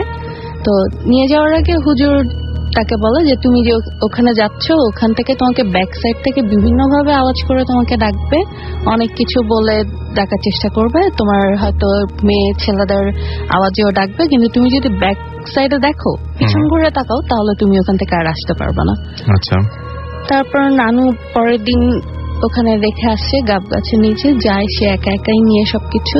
যাওয়ার পরে ওখানে রেখে আসার পরে নানুকে ব্যাক সাইড থেকে বিড়াল, বাঘ, তারপর কুকুর, ইভেন আম্মু আন্টি এরকম ওনাদের আওয়াজে অনেক কিছু হয়ে ডাকছে। তারপরে সাপটাপ অনেক কিছু হয়ে ভয় দেখাচ্ছে, কিন্তু নানু কোনো কিছুতেই পিছন ঘুরে তাকায়নি, সে তার মতো সোজা স্ট্রেট চলে আসছে। তো আসার পরে তারা আন্টিকে সেদিন সন্ধ্যায় বাসায় দিয়ে গেছে, যে দরজা থেকে নিয়ে গেছে ওখানেই সেন্সলেস আন্টিকে পাওয়া গেছে। এন্ড আমাদের বাসায় যেটা ছিল ওইটা আমাদের পাশে একটা পুকুরের দরজা ছিল, ওই দরজা দিয়ে ওখান থেকে ভ্যানিশ হয়ে যায়। ওকে, এই ছিল ঘটনা। হ্যাঁ, এই ছিল ঘটনা। অলরাইট, সুতরাং এই ছিল ঘটনা। এবং আমরা মানে গতবার এরকম একটা ঘটনা শুনেছিলাম এবং অনেকের কাছে বিশ্বাস করেছিলেন, অনেকে অবিশ্বাস করেছিলেন, কিন্তু এরকম ঘটনা অহরহ আমি এরপরেও আপনাদের কাছ থেকে পেয়েছি। আমি একটু আপনার সাথে কথা বলি যে আপনি যে ঘটনাটা শুনলেন, আপনারও বোধহয় একটা ঘটনা রয়েছে না? জি, আপনারা দুজনেই একসঙ্গে। এটা আপনাদের বিয়ের পরের ঘটনা নিশ্চয়ই। কত বছর আগে হবে এটা? এটা প্রায় 2003 ঘটনা। কোথায় ঘটেছিল এটা? এটা ক্যালকাটায়, হাওড়া ডিস্ট্রিক্ট আমতা। আমরা একটু ছোট্ট করে শুনি ঘটনাটা ছোট্ট করে বলি। তো খুব রাত, মানে রাত তখন 3টা বাজে এরকম। তো ও হঠাৎ টয়লেটে যেতে যাচ্ছিল। তো আমাদের গ্রামের প্রবলেমটা ছিল যে কোনো কারেন্ট ছিল না, ইলেকট্রিক সাপ্লাই ছিল না। তো সেখানে কুপি টাইপের হারিকেন, যেটা ওইরকম ছোট ছোট কুপির মতো থাকতো, হারিকেন টাইপের। তো প্রতিটা ঘরে ওইরকম ছিল। তো ওই রাত্রেবেলা ঘুমানোর সময় কি হতো, মানে কুপিটা বাড়ানো যেত আবার কমানো যেত। রাইট। তো রাত্রেবেলা ঘুমানোর সময় কমিয়ে ঘুমাতাম। তখন হঠাৎ বলতেছে আমি তো একটু টয়লেটে যাবো, তুমি তো আমার সাথে চলো। তখন ওকে আমি বললাম যে কি তুমি একা যাও, এটা কি তো সম্ভব না, এত রাত্রেবেলা এই গ্রামের মধ্যে অন্ধকার, এত অন্ধকার, আমি কিভাবে যাবো, তুমি আমার সাথে আসো। তো আমরা দুজন নিচে নামলাম। নিচে নামার পরে আমাদের ও টয়লেটে গেল, ওখান থেকে ওকে নিয়ে আমরা ব্যাক করছি। তো আমাদের ব্যাক সাইডটা দরজা ছিল গ্রিলের দরজা, যেটা বলে গ্রিলের দরজা ছিল। তালা মারতেছি, তালা মারা জাস্ট ঘুরছি। তো এমন প্রচন্ড প্রেসারে একটা আওয়াজ আসছে যে কেউ পিছন থেকে জোরে দৌড়ে এসে একটা লাথি মারলে যেরকম একটা গ্রিলের মধ্যে আওয়াজ আসবে, এরকম। তখন আমি সাথে সাথে, আমার হাতে একটা টর্চ লাইট ছিল, সাথে সাথে ঘুরে তাকিয়ে দেখি কেউ নাই। আচ্ছা, কিন্তু আওয়াজটা আসার তো কোনো কারণ নেই, কারণ আপনারা তালা মেরে অলরেডি ওখান থেকে সরে এসছেন। জাস্ট তালাটা মারি, ঘুরে যাই, ঘুরে যান, জাস্ট ঘুরেন। এর মধ্যেই ঘটনাটা ঘটেছে, সেকেন্ড 2 এর মধ্যেই ঘটনাটা ঘটলো যে কেউ দৌড়ে এসে ওই গ্রিলটাতে লাথি মারলো। এবং মানে সেটা হচ্ছে অনেক প্রচন্ড আওয়াজ এবং ভাইব্রেশনটা, আমি ঘুরেও মানে ভাইব্রেশনটা হচ্ছিল, মানে আপনি দেখতে পাচ্ছেন গ্রিলটা তখন কাঁপছে। হ্যাঁ, কাঁপছে। ওকে। তো আমি সাথে সাথে টর্চ লাইট নিয়ে এইখানে ওইখানে দেখছি। তো অনেক দূরে, প্রায় 30 থেকে 40 গজ ডিস্টেন্সে একটা কুকুর বসে আছে, জাস্ট এই। তো আমার ঘটনাটা হলো, তখন আমি ওকে বলিনি, প্রায় 4-5 বছর পরে আমি ওকে এই ঘটনাটা বলছি। তো আমাকে জিজ্ঞেস করতেছে কি হলো এটা ঘটনাটা, আমি কিছুই না, কুকুরটা এসে হয়তো বা বাড়ি টাড়ি দিছে। আমি কিন্তু বুঝতে পারছি যে সামথিং রং। তো তখন ওকে আমি নিয়ে গেছি, আমাদের ফার্স্ট বিয়ের পরের 2-3 দিন পরের ঘটনা, তার মধ্যে আমাদের লাভ ম্যারেজ। তো ওকে তো এখানে কোনো মতে বোঝানো যাবে না কোনো একটা ঘটনা আছে বা কোনো একটা ভয়াবহ কিছু আছে এই বাসায়, তাহলে তো আর এখানে থাকতে পারবে না। তো এই জন্য কোনো কোনো কিছু মনে হয় না, কুকুরটাই এখানে। তো আমি তখন অনেকক্ষণ রাত্রেবেলা যখন ঘুমাতে যাই তখন অনেক ক্যালকুলেশন করে চিন্তা করি যে কুকুরটা এত দূরে, 1 সেকেন্ডের মধ্যে এত দূরে যাওয়া কখনোই পসিবল, কোনোভাবে সম্ভব না। এবং এত নিশ্চয়ই শক্তিও তার নেই যে পুরো গ্রিলটা ভাইব্রেট করবে। রাইট, এটা তো পরে চিন্তা করছি, কিন্তু এত দূরত্বে সে 2 সেকেন্ডের মধ্যে চলে যেতে পারবে না। ট্রু। সো এই ছিল ঘটনা। এবং আমি দেখতে পাচ্ছি এর মধ্যে অনেকগুলো SMS চলে এসেছে। রনি চিটাগং থেকে লিখেছেন যে আমি আর মায়া একসাথে ভূত এফএম শুনছি। রেজা লিখেছেন আমাদেরকে সিলেট থেকে যে রাসেল ভাই, আমি আমার ছোট ভাগ্নি আনিশা, ইশাত, অসীন, আবির, তারপরে মিশি, সবাই মিলে ভূত এফএম একসাথে শুনছেন। বন্যভূত আমাদের SMS করেছেন। এছাড়া আমাদের SMS করেছেন শিমুল, অর্থহীন ছেলে আমাদের SMS করেছেন। এবং তিনি এসকে রনি আবারও আমাদের SMS করেছেন এবং তিনি বলছেন যে খুব মজা পাচ্ছেন তিনি। দিগন্ত আমাদেরকে SMS করেছেন রনি চিটাগং থেকে। রিফাত নাটোর নটরডেম কলেজ থেকে SMS করেছেন আমাদেরকে। ময়মনসিং থেকে আমাদের ময়মনসিং দাসপাড়া থেকে আমাদের SMS করেছেন জগৎ পাল এবং তিনি ভূত এফএম শুনছেন এবং তিনি বলছেন যে আমি তার SMS পড়িনি, আমি আপনার SMS পড়ে ফেললাম। সম্রাট এবং বিথি আমাদেরকে SMS করেছেন জাহিদ, SMS করেছেন মনসুর সিলেট থেকে। নাহিয়ান SMS করেছেন আমাদেরকে। এছাড়াও দেখতে পাচ্ছি বাঁধন চিটাগং থেকে এবং তিনি বলছেন যে রাসেল ভাই, আমি এবং আমার হাজব্যান্ড, আমার ছেলে অন্তর সবাই মিলে ভূত এফএম শুনছি। আমাদেরকে মিলিয়াত কক্সবাজার থেকে SMS করেছেন যে রাসেল ব্রো, আচ্ছা তিনি জুজুর ঘটনাটা শুনতেছেন। আমি ট্রাই করব খুব দ্রুত জুজুর এপিসোডটা রিপিট করার। আমি একটা ভালো দিন খুঁজছি, ইনশাল্লাহ খুব দ্রুতই সেটা হবে। মামুন আমাদের SMS করেছেন, মামুন, হৃদয়, তারপরে মাসুম, ইমরান, এরা সবাই আমাদের SMS করেছেন হাতিমারা থেকে। এছাড়া আমাদের SMS করেছেন সারওয়ার ভাইয়া, আমরা 4 বন্ধু চিটাগং যাচ্ছি, গাড়িতে যাত্রী কম, লাইটগুলো অফ, ঘটনাগুলো শুনতে খুব মজা লাগছে। আরো দারুণ সব ঘটনা রয়েছে, ঢাকা মেডিকেল কলেজের অনেকগুলো ঘটনা রয়েছে, এছাড়াও আরো বিভিন্ন জায়গার ঘটনা রয়েছে। সেই ঘটনাগুলো নিয়ে ফিরে আসবো। তার আগে ছোট্ট একটা ব্রেক, কোথাও যাবেন না, যাওয়ার আগে জানিয়ে দিয়ে আমাদের SMS করার নিয়মটি, আপনার এয়ারটেল নাম্বার থেকে বা অন্য যে কোনো নাম্বার থেকে SMS করুন, লিখে ফেলুন SHOUT শাউট স্পেস আপনার নাম স্পেস আপনার মেসেজ পাঠিয়ে দিন 9840 নাম্বারে। ফিরে আসছি একটু পরে। স্টে টিউনড রেডিও ফুর্তি and don't stop the ফুর্তি।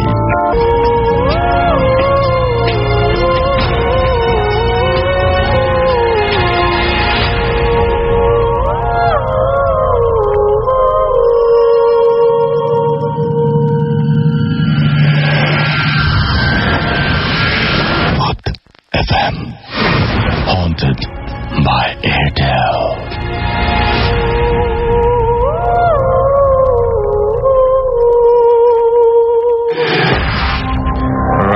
ভূত এফএম হন্টেড বাই এয়ারটেল শুনছেন আপনারা এবং চলছে রেডিও ফুর্তি, আপনার সাথেই আছে সবসময়। আর এই মুহূর্তে আমি রাসেল আছি, আপনার সাথে আছে মাসুম এবং আমাদের সাথে আজকের অতিথিরা। ব্রেকের আগে বলে গিয়েছিলাম যে ফিরে এসে আরো কিছু ঘটনা শোনাবো এবং সেই ঘটনাগুলো আমাদের যে সমস্ত অতিথিরা আছেন তারাই আপনাদেরকে বলবেন। তারা কিছু SMS পড়ে ফেলি। আমাদেরকে জানুয়ারি ভূত SMS করেছেন ময়মনসিং থেকে। এছাড়া আমাদের SMS করেছেন মনিরুজ্জামান ময়মনসিং ক্যান্টনমেন্ট থেকে, তিনি প্রোগ্রাম এনজয় করছেন। হৃদয় চট্টগ্রাম থেকে। এছাড়াও আমাদেরকে SMS করেছেন স্বাধীন বাগেরহাট থেকে। SM সোহাগ আমাদের SMS করেছেন। সবুজ দাস SMS করেছেন আমাদেরকে। অর্ণব SMS করেছেন। এছাড়াও আমাদের SMS করেছেন শান্ত, আমাদেরকে SMS করেছেন মরহুম সৌরভ গ্রেভিয়ার্ড ময়মনসিং থেকে। এছাড়া আমাদেরকে SMS করেছেন অনিক ঢাকা ধানমন্ডি থেকে এবং তিনি বলছেন ভাই আমি আপনাদের নতুন ফ্রেন্ড, জয়েন করেছেন নতুন। হুসাইন MC হোস্টেল ভূত এফএম থেকে, ভূত এফএম ভালো লাগছে সেটা বলেছেন। আচ্ছা ইমন আমাদের SMS করেছেন নটরডেম কলেজ থেকে এবং তিনি বলেন চারিদিকে আধার অ্যান্ড বারান্দাতে একমাত্র চাঁদ এবং ভূত এফএম। বুঝতেই পারছেন অনেক মজা পাচ্ছেন তিনি। এছাড়া আমাদের আরো অনেকেই, ডিজে প্রীতম, দীপ নাটোর থেকে SMS করেছেন, চট্টগ্রাম থেকে SMS করেছেন আমাদেরকে, আচ্ছা কি লিখেছেন আমি বুঝতে পারলাম না নামটা, আসিফ ময়মনসিং থেকে SMS করেছেন, এছাড়াও SMS করেছেন মিলন, আমাদেরকে SMS করেছেন আরাফ, এছাড়াও আব্দুল সহ আরো অনেকে যারা SMS করতে চান তাদেরকে আরো একবার বলি, মোবাইলের মেসেজ অপশন যান, সেখানে গিয়ে টাইপ করুন SHOUT শাউট স্পেস আপনার নাম স্পেস আপনার মেসেজ পাঠিয়ে দিন 9840 নাম্বারে, আপনার এয়ারটেল নাম্বার থেকে বা অন্য যে কোনো নাম্বার থেকে। রনি চট্টগ্রাম থেকে SMS করেছেন এবং তিনি হাসিন, তারপরে আরো কার নাম বলেছেন পড়তে পারলাম না, তারা সবাই ভূত FM শুনছেন এবং অনেকগুলো SMS পাঠিয়েছেন তিনি আমাদেরকে, আরো অনেকে SMS পাঠিয়েছেন, ইনশাআল্লাহ আপনিও পাঠাবেন। আর সেই সাথে আমি আরো একবার জানিয়ে দিই যে আমাদের সাথে যারা উপস্থিত রয়েছেন তাদের মধ্যে আমরা নেক্সট ঘটনায় যাচ্ছি। একটু আগে তার গলা আমরা শুনেছি, ফ্রেন্ডের সাথে পার্টিসিপেট করেছেন, এখন নিজে বলবেন আপনার ঘটনাটা, আপনার নামটা একটু বলবেন প্লিজ। আমি হুমায়ুন, ঢাকা মেডিকেল কলেজ থেকে। ওকে হুমায়ুন, আর আপনি আপনার নামটা একটু বলবেন। হাই লিসনার, আমি নাজমুল, ঢাকা মেডিকেল কলেজ। ওকে, তো নাজমুলের ঘটনাটা আমরা যাই, ঢাকা মেডিকেলের ঘটনা দিয়ে আসি, তারপরে আমরা হুমায়ুনের কাছে যাবো। অলরাইট, বলেন। আচ্ছা, আমার ঘটনাটা আসলে ঢাকা মেডিকেল রিলেটেড না, এটা সিলেট মেডিকেল, সিলেট মেডিকেল একটি ঘটনা। এটা আসলে এই ঘটনার সাথে সরাসরি আমার সম্পৃক্ততা নেই, আমি এটা ফ্রেন্ডের কাছ থেকে শুনেছি। আমরা এখন সেকেন্ড ইয়ারে আছি, আমরা যে কজন ফ্রেন্ড আসছি সবাই সেকেন্ড ইয়ারে ঢাকা মেডিকেলে। এখন আমরা যখন ফার্স্ট ইয়ারে ছিলাম, ফার্স্ট ইয়ারে সম্ভবত এপ্রিল মাসে আমাদের ফার্স্ট টার্ম শেষ হয়েছিল। ফার্স্ট টার্ম শেষ হওয়ার পর আমরা ট্যুরে সিলেটে গিয়েছিলাম, তখন রাতে থাকা হয়েছিল সিলেট মেডিকেলে হোস্টেলে আমরা ছিলাম। তো সিলেট মেডিকেলের একবারে পাশাপাশি শাহজালাল রহমাতুল্লাহ মাজার, তো আমরা রাতে মাজার জিয়ারত করে আসার পর ফ্রেন্ডরা মিলে সবাই একটু ঘুরতে গেছি মেডিকেল ক্যাম্পাসে। তখন আমরা যখন যাচ্ছিলাম মর্চুয়ারি মানে মর্গর পাশ দিয়ে যখন যাচ্ছিলাম, তখন ওই সিলেট মেডিকেলে ওই ফ্রেন্ডটা এই ঘটনাটা শুনেছে, তিনি বলেন তখন এই ঘটনাটা। আচ্ছা, এই ঘটনাটা আসলে অনেক আগের একটা ঘটনা, প্রায় 20 বছর আগের ঘটনা। আমরা তখন যেমন ফার্স্ট ইয়ার স্টুডেন্ট ছিলাম, সেই 20 বছর আগের ব্যাচের ফার্স্ট ইয়ারের একজন স্টুডেন্টের ঘটনা। তখন ওই স্টুডেন্টটা ফার্স্ট ইয়ারে পড়তো আর কি। আমাদের কয়েকটা পরীক্ষা আছে, বিভিন্ন নাম আর কি, অন্য নাম থেকে একটু আলাদা, যেমন আইটেম কার্ড, প্রফ, এই টাইপের আর কি। এখন ওই স্টুডেন্টের পরের দিন ছিল কার্ড এক্সাম বলতে আপনার মান্থলি টেস্ট গুলো হয় না, এরকম আর কি।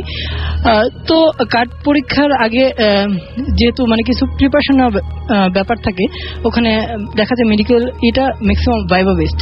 ভাইবাতে আপনার কিছু ভিসেরা থাকে। ভিসেরা বলতে আপনি রাসেল ভাই আপনি জানেন হয়তো, ডেড বডির যে অর্গানগুলো, ওগুলো হচ্ছে ভিসেরা, যেমন হার্ট, লাং, এগুলো ভাইবাতে আপনার টিচারের সামনে যে এক্সপ্রেস করা লাগে। তো এর জন্য পরীক্ষার আগের দিন এসে ভিসেরাগুলো দেখে আর কি আপনার একটু রিহার্সাল করতে হয়, বা এটা যে বলে ডেমো বা ডেমনস্ট্রেশন। তো ওই স্টুডেন্ট কোনো একটা কারণে মানে ওর বাবা ছিল অসুস্থ ছিল, তো ওই কারণে আর কি আগের দিন আসতে পারিনি আর কি, সময় মতো আসতে পারিনি ভিসেরা দেখার জন্য। তো আস্তে আস্তে সন্ধ্যা হয়ে গেছে। এখন সন্ধ্যার সময় অ্যানাটমি হলটা, সব মেডিকেল কলেজে অ্যানাটমি হল আর মর্গ পাশাপাশি থাকে। তো অ্যানাটমি হলের গেটটা আপনার সন্ধ্যার দিকে বন্ধ হয়ে যায়, কিন্তু মর্গের গেট মোটামুটি অনেক রাত পর্যন্ত খোলা থাকে। তো সে যখন হলে রুমে আসলো, তখন ওর ফ্রেন্ডরা বলতেছে কি ব্যাপার, কালকে তো তোর আছে, কালকে কার্ড আছে, তুই তো দেখলে ডেমো খালি না, তো এখন পরীক্ষায় কেমনে দিবি। তো সে স্বাভাবিক নার্ভাস ফিল করলো যে পরীক্ষায় একটা প্রেশার আছে, সে যেহেতু করে নেই। তো সে আরেক ফ্রেন্ডকে অনেক রিকোয়েস্ট করলো যে দোস্ত চল আমার সাথে চল, করি যে একটু ডেমো দিয়ে দে। তো গেল ওরা ওর ফ্রেন্ডের সাথে, যে তখন অ্যানাটমি হলের গেটটা বন্ধ ছিল, সে গেছে মর্গের গেট দিয়ে। তখন মর্গের গেট দিয়ে যখন ওরা ঢুকলো, তখন একজন মামা দাঁড়িয়ে ছিল, শুধু একজনই ছিল, আর কেউ ছিল না, যেহেতু তখন সন্ধ্যা 6টা থেকে 7টা হবে। তখন ওই মামারে বললো যে মামা আমরা তো ভিসাটা দেখা দরকার, এখন কি করবো বলেন। পরে বলে যে আপনাদের অ্যানাটমি ডিপার্টমেন্ট তো বন্ধ হয়ে গেছে, এখন তো আর কিছু করেননি। পরে বলছে অনেক রিকোয়েস্ট করলো, বলছে ঠিক আছে আমাদের যে মর্গে যে ডেড বডি গুলো আছে ওখান থেকে একটা থেকে কয়েকটা ভিসাটা বের করা হয়েছে, রিসেন্টলি বের করা হয়েছে, এখন আপনারা যদি দেখতে চান একটু বেশি টাকা দিয়ে ই করতে হবে। পরে ওরা ঠিক আছে ম্যানেজ করলো ছিল টাকা দিয়ে। তারপর মামা ওদের নিয়ে গেল। এখন যাওয়ার পথে করিডোরটা ছিল অনেক লম্বা, করিডোর থেকে ডান দিকে আরেকটা করিডোর বাঁক নিয়ে। এখন ওই ডান দিকে যে করিডোর ওইটার ওখানে একটা কলাপসিবল গেট ছিল, কলাপসিবল গেট পার হওয়ার পর ওইটাতে তালা ছিল, মামা তালা খুলে দেওয়ার পর ডান দিকে একটা দরজা ছিল, ওই দরজা লক করা ছিল। তো লক খুলে এখন ওরা দুইজন গেল। মামা বললো ঠিক আছে আপনারা থাকেন, এখন মানে সিকিউরিটির জন্য আমি 2টা তালা দিয়ে যেতেছি, যখন আপনাদের কাজ শেষ হবে তখন আমার ফোন দিন। তো যে যাকে নিয়ে গেছিল ডেমো দেওয়ার জন্য সে বুঝাই দিল মোটামুটি। এখন সে ছিল মোটামুটি নামাজি, আপনার ধর নামাজ আজান হওয়ার সাথে সাথে জামাতের সাথে নামাজ আদায় করতো। তো সে যখন অর্ধেক বুঝালো ডেমো দিল, তারপর এশার আজান হয়ে গেছে। এশার আজান হয়ে যাওয়ার পর সে বললো দোস্ত আমি নামাজ পড়েছি, নামাজ পড়ে আসার পর বাকি অর্ধেক তোকে করতেছি বুঝে দিতেছি। তখন সে একটু ভয় পেলো যে একা ফিল করে, একটু লনলি ফিল করতেছে। তারপর আবার লাশের ঘর বলছে দোস্ত একটু দেরিতে গেলে না, আমি জাস্ট নামাজটা পড়বো, আমার 10 মিনিট লাগবে আস্তে আস্তে। ঠিক আছে যা। তারপর গেল। তো যাওয়ার পর মামারে ফোন দিল, কয়েকবার রিসিভ করে নেই মামা। পরে আয়সা তালা খুলে দিয়ে গেছে, পরে আবার লক করেছে, বলছে আপনি আসলে আবার খুলে দেবো। পরে সে যখন নামাজ পড়ে আসলো আনুমানিক 10 থেকে 12 মিনিট, নামাজ পড়তে বেশি সময় লাগার কথা। তো আসার পর দেখলো আবার মামা দাঁড়িয়ে আছে। সে যখন ঢুকতে গেল মামা একটু বাধা দিল, মামা ভিতরে যান কেন? বলে আমার ফ্রেন্ড তো ভিতরে, আমি তার পুরোপুরি বুঝাতে পারিনি পড়াটা, এখন কিছু বাকি ছিল ওইটুকু পড়া বুঝাই দেবো। বলে মামা আপনার ফ্রেন্ড তো চলে গেছে মানে উনি হলে চলে গেছে, আপনাকে বলছে চলে যেতে। তো বলছে ঠিক আছে। এত ফ্রেন্ড যখন চলে গেছে, তার পরীক্ষার প্রেশার ছিল, টেনশন ছিল যে তাতে যা পড়তে বসতে হবে। আবার হলে 2 জন 2 রুমে থাকতো, এ কারণে হলে যাওয়ার পর যেহেতু পরীক্ষার প্রেশার ছিল সে পড়তে বসে গেছে, তখন আর খোঁজ নেওয়া হয়নি ওই ফ্রেন্ডের। তো সে পরীক্ষা পড়তেছে সকালবেলা, আসলে তখন রাত্রেবেলা তো আর খোঁজ নেওয়া হয়নি। ওই সকালবেলা যখন পরীক্ষা দিতে যাবে তখন দেখে মানে সবার কাছে শুনতেছে যে একজন মেডিকেলে একটা স্টুডেন্ট নাকি একটা রক্তাক্ত, মানে অনেক স্ক্যাচ, বডিটা এমন ছিল যে আপনার নাকে মুখে আঁচড়ের দাগ, হ্যাঁ, আর জামা কিছু অংশ ছেঁড়া ছিল এরকম, যে প্রায় রক্তাক্ত, যে চোখের মধ্যে কিছু আঁচড় পড়ছে, এমন অবস্থা যে মোটামুটি সিরিয়াস, যে আইসিইউতে নেওয়া লাগছিল। তবে খুব মানে ইনজুর্ড আর কি, সিভিয়ারলি ইনজুর্ড। এ কারণে তারপর সবাই দেখতে গেল, পরীক্ষা বাদ দিয়ে সবাই দেখতে গেল। তারপর ওই স্টুডেন্টটা পরে আর দেখা যায় মেডিকেলে আর পড়েনি। এটা ছিল সেই স্টুডেন্ট যে লাশ কাটা ঘরের মধ্যে ছিল, এবং পরের দিন সকালে যখন তাকে পাওয়া গেল তখন দেখা গেল যে সমস্ত শরীর অনেক আঁচড়ের দাগ, জামা কাপড় ছেঁড়া, রক্তাক্ত অবস্থায়, এবং সে তাকে মুমূর্ষু অবস্থায় আইসিইউতে পাওয়া গেল। এবং পরবর্তীতে তাকে কি জিজ্ঞেস করা হয়েছিল? অবশ্যই আচ্ছা, তাকে অবশ্যই জিজ্ঞেস করা হয়েছিল যে রাতে। হ্যাঁ আপনি বলেন। হ্যাঁ, তাকে অবশ্যই তাকে জিজ্ঞেস করা হয়েছিল যে রাতে কি করছিল ওই রাতে, কিন্তু সে এটা মানে মুখ খুলতে রাজি হয়নি, এবং পরে সে মেডিকেলে আর পড়েনি। আর তাকে যখন সকালবেলা যখন যারা খুঁজতে গিয়েছিল ওই জায়গায়, তারা তো নিশ্চয়ই লাশ কাটা ঘর থেকে তাকে নিয়ে আসছিল। হ্যাঁ, আসলে তারা তো খুঁজতে যায়নি, তারা তো পরীক্ষা দিতে গেছিল, কারণ তারা জানতো না যে এরকম ঘটনা। তো তারা যখন পরীক্ষা দিতে গেছিল তখন যে মামার কাছ থেকে শুনলো আর কি, যে সবার কাছ থেকে শুনলো যে এরকম একটা ঘটনা, তো এভাবে আর কি ব্যাপারটা হয়েছে। এবং মানে তার মানে তাকে ওই লাশ কাটা ঘরের মধ্যেই পাওয়া গিয়েছিল, লাশ কাটা ঘরের মধ্যে পাওয়া গিয়েছিল।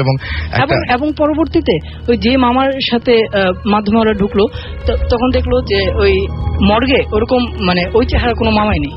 আচ্ছা, ওই চেহারা কোনো মামা নাই, তার মানে যে মামার সাহায্য নিয়ে তারা ঢুকতে গিয়েছিল সেই মামা আসলে কোনো অস্তিত্বই নেই, এবং এই পুরো ঘরটার মধ্যে সে এবং তার ওই ডেড বডি ছাড়া আর কিছু ছিল না। এবং ঘটনাটা হয়তো আরো মজা করে জানা যেত যদি সে মুখ খুলতো, বাট সে মুখ খুলেনি, এবং সে মেডিকেল কলেজে। এটা একটা খুবই রহস্য, এই ব্যাপারে কোশ্চেন করলেই সে এড়িয়ে যেত আর কি, এড়িয়ে যেত। এবং সে আর কোনদিন, এটা সিলেট মেডিকেল আপনার ম্যাক্সিমাম স্টুডেন্ট জানে এই স্টোরিটা। আমি ওই মেডিকেলে এক ফ্রেন্ডের কাছ থেকে শুনছি। ঘটনাটা। এখন এটা কতটা সত্য মিথ্যা এটা আসলে না, সেটা সেই প্রশ্ন আসছেও না, কিন্তু সে আর মেডিকেল কলেজে পড়েনি, সে চলে গেছে। প্রায় 20 বছর আগের ঘটনা। 20 বছর আগের ঘটনা। অলরাইট, তো এই ছিল ঘটনা, এবং এই ঘটনাটা সিলেট মেডিকেল কলেজে ঘটেছিল। এবং একটা মানুষ যে গিয়েছিল মর্গে, এবং তাকে পরের দিন সকালবেলা যখন উদ্ধার করা হলো তখন দেখা গেল যে তার সমস্ত শরীরে অনেক আঁচড়ের দাগ। প্রশ্ন হচ্ছে যে সেই মামাটা কে ছিলেন, যিনি কিনা তাকে ওই ঘরটি খুলে দিয়েছিলেন এবং যিনি বলেছিলেন ফোন করা মাত্র তিনি হাজির হবেন। এবং সবচেয়ে বড় কথা যে একটা ঘরের মধ্যে তিনি এবং একটা ডেড বডি, সেই ডেড বডির আমরা যদি মানে সায়েন্স বিশ্বাস করি, তাহলে আমরা সায়েন্স অনুযায়ী একটা ডেড বডির পক্ষে সম্ভব না তাকে আঁচড় দেওয়ার। তাহলে ওই ঘরের মধ্যে কি ঘটেছিল এবং কেন, সবচেয়ে রহস্যজনক ব্যাপারটা যে কেন তিনি পরের দিনও মুখ খুললেন না এবং কোনো কিছু না বলে মেডিকেলের পড়াশোনা ছেড়ে দিয়ে, একজন স্টুডেন্ট যখন মেডিকেলে ভর্তি হন অনেক কষ্ট করে ভর্তি হন, কিন্তু তিনি সেটা ছেড়ে দিয়ে এরকম একটা জায়গা থেকে সরে এসছেন একদম চিরদিনের জন্য। সো অবশ্যই কোনো ঘটনা সেখানে থাকতেই পারে। আমি দেখতে পাচ্ছি যে আমাকে আরো অনেকে এসএমএস করেছেন আমাকে উমিরজা, এছাড়াও এসএমএস করেছেন নীরব চট্টগ্রাম থেকে, জীবন আমাদের এসএমএস করেছেন প্রতাপ কাটি থেকে, আচ্ছা আমাদের আসিফ ময়মনসিং থেকে এসএমএস করেছেন, তিনি ভূত এফএম অনেক ভালোবাসেন সেটা জানিয়েছেন। রাজন এসএমএস করেছেন আমাদেরকে খুলনা থেকে, এবং তিনি বলছেন আমার এসএমএসটা পড়বা না নু, আমি পড়ে ফেললাম। আনলাকি ভূত আমাকে এসএমএস করেছেন সৈয়দপুর থেকে, যে 2011 সালে আমার একটি মেসেজও পড়া হয়নি, এবার তো পড়া হলো আপনার মেসেজ। আর অর্ণব 007 আমাদের এসএমএস করেছেন ফ্রম পটুয়াখালী, চরম লাগছে, থ্যাংক ইউ সো মাচ আমাদের সঙ্গে থাকার জন্য। রনি চট্টগ্রাম থেকে আবারও এসএমএস পাঠিয়েছেন, থ্যাংকস জানিয়েছেন আমাদেরকে এসএমএস পড়ার জন্য। এছাড়াও আমি দেখতে পাচ্ছি যে আমাকে এসএমএস করেছেন লোপা এমএম কলেজ যশোর থেকে, এবং তিনি এবং তার বয়ফ্রেন্ড রুহান তারা ভূত এফএম শুনছেন এটা জানিয়েছেন। আফরিনা আমাদের এসএমএস করেছেন হালি শহর থেকে। এছাড়াও আমাদেরকে এসএমএস করেছেন দেখতে পাচ্ছি জিয়া ঢাকা ক্যান্টনমেন্ট থেকে, খুব ভালো লাগছে সেটা জানিয়েছেন। রাফি হাতিরপুল থেকে এসএমএস করেছেন যে ভাইয়া আমি বর্ণা সবাই মিলে তোমাকে শুনছি। শুভ স্টুডেন্ট কেয়ার হাই স্কুল থেকে এসএমএস করেছেন। এছাড়াও আমাদের এসএমএস করেছেন মিজান এসএসসি ভূত। সনি আমাদের এসএমএস করেছেন সাতক্ষীরা থেকে। এছাড়াও শুভ বরিশাল থেকে এসএমএস করেছেন। যারা এসএমএস পাঠাতে চান তাদেরকে এসএমএস পাঠানোর নিয়মটি বলে দেই, মোবাইলের মেসেজ অপশনে গিয়ে টাইপ করুন SHOUT শাউট স্পেস আপনার নাম স্পেস আপনার মেসেজ, পাঠিয়ে দিন 9840 নাম্বারে। ছোট্ট একটা ব্রেকের পরে আমরা আবারও ফিরে আসছি। স্টে টিউনড টু রেডিও ফুর্তি অ্যান্ড ডোন্ট স্টপ দ্য ফুর্তি।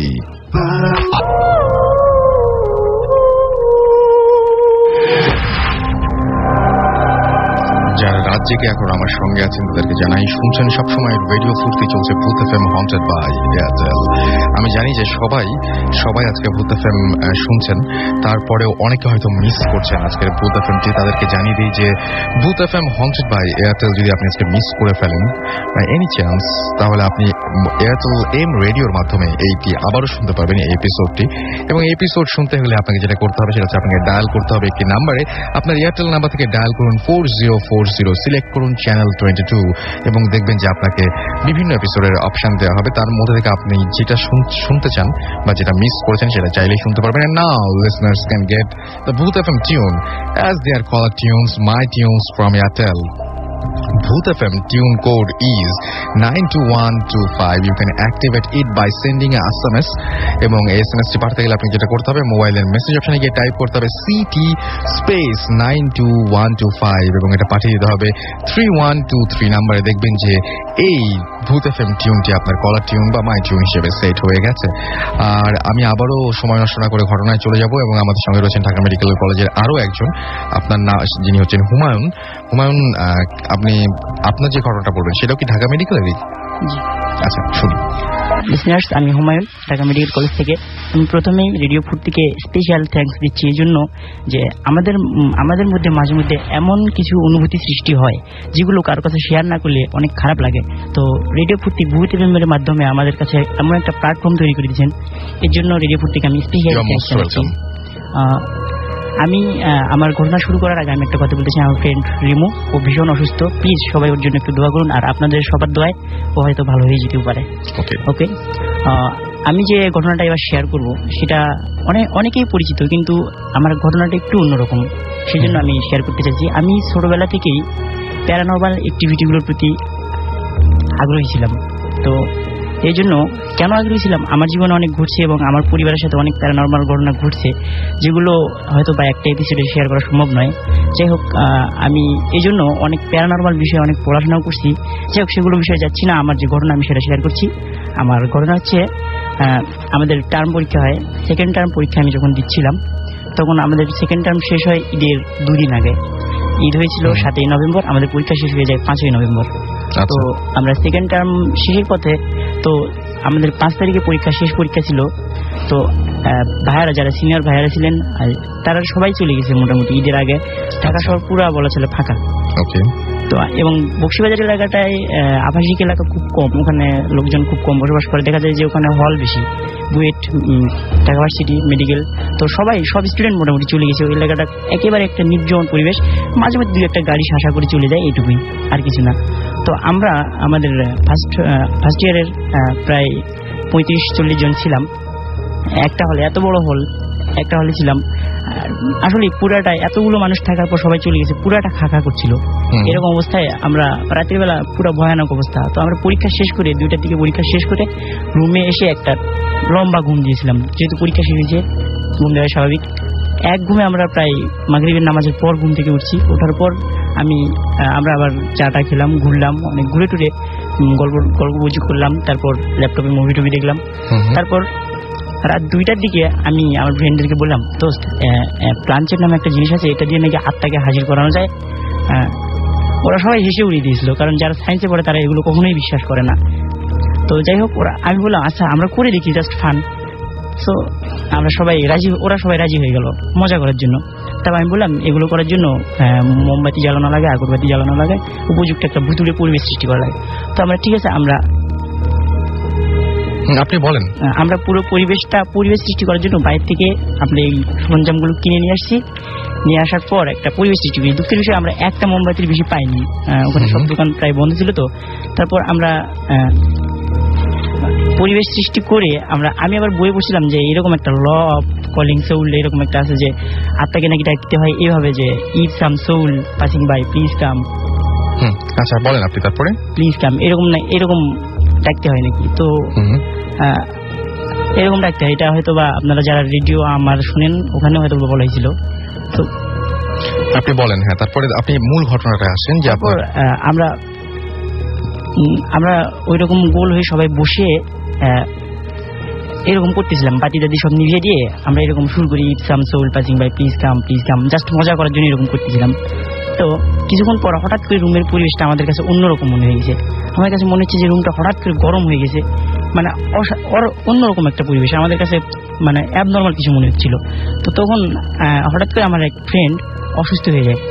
ও হঠাৎ করে মনে হচ্ছে যে ও অ্যাবনর্মাল হয়ে গেছে, ও পড়ে যায়। তারপর আমরা লাইট জ্বালানোর চেষ্টা করি, হঠাৎ করে লাইট ওপেন করতে দেখি যে লাইট জ্বলছে না। ঢাকা মেডিকেল হোস্টেল বা বুয়েটের হোস্টেলে লাইট জ্বলে না, এটা অস্বাভাবিক একটা ব্যাপার। তো আমরা তখন সবাই মোটামুটি ভয় পেয়ে যায়, কি হলো। তারপর ওকে সেদিন জাগানোর চেষ্টা করলাম, সে জেগে ওঠেনি। তারপর পরদিন সকালে ও যখন জেগে উঠলো, ও বলছে আমি এখানে থাকবো না, আমি বাসায় চলে যাবো। ও তাড়াতাড়ি বাসায় চলে গেছে। বাসা থেকে আসার পর ও ওই ব্লক এবং রুম চেঞ্জ করছে, বি ব্লক রুম চেঞ্জ করছে, যে এখানে অন্যরকম কিছু আছে। ঘটনা যদি এখানেই শেষ হইতো তাহলে হইতো, ঘটনা হয়ে গেছে অন্যরকম। এখানে আমরা পরে জানতে পারি যে এখানে এইটা একটা গ্রেভইয়ার্ডের উপর আমাদের বি ব্লকটা পড়েছিল। ওখানে ওনাকে দেখতে পাইছিল যে একটা সাদা কাপড় গায়ে দেওয়া লোক ওর দিকে আসতেছে এবং একটা ভয়ঙ্কর দৃষ্টিতে ওর দিকে দেখতেছিল, যে অবিশ্বাস্য একটা দৃষ্টি, যে অনেক ভয়ানক দৃষ্টিটা। তারপর ও যখন সবার আগে, আবার ঈদের পর সবার আগে চলে আসে ঢাকা মেডিকেলে। আসার পর ব্লক চেঞ্জ করে এবং আমরাও চেঞ্জ করি। তারপর ওখানে আমরা শুনতে পাইছিলাম যে পরে ওখানে একটা সুইসাইডের ঘটনা ঘটছিল। আচ্ছা, ওকে। সো এই জন্য হয়তো কোনো অদ্ভুত বা অস্বাভাবিক ঘটনা ঘটেছিল। আপনি আপনারা একটা ঘটনা বলবেন নিশ্চয়ই, যে আচ্ছা জি বলেন। শুধু তাই না, আমাদের একটা ফ্রেন্ড ওই ব্লকে ছিল। তো ও অসুস্থ হয়ে গেছে মানে কিছুদিন আগে। তো বিভিন্ন কিছু দেখে মানে ধারণা করা হয়েছে যে ওকে জিনে ধরছে, কিন্তু আসলে মানে ওর যে কন্ডিশন সেটা পুরোপুরি অ্যাবনর্মাল কন্ডিশন ছিল ওই মুহূর্তে। তো ও বি ব্লকে থাকতো। তারপর আমরা ধারণা করছি যে হুমায়ুনের এই ঘটনার পর আমরা ধারণা করছি যে আসলে এই ঘটনার সাথে প্যারালাল কোনো ঘটনা হইতে পারে ওইটা। ওকে, আচ্ছা, আর একটা জিনিস সেটা হচ্ছে আপনার একটা ঘটনা ছিল, আর একটা ঘটনা আপনি বলতে চেয়েছিলেন, সেই ঘটনাটা আমরা তাহলে শুনে ফেলি একদম।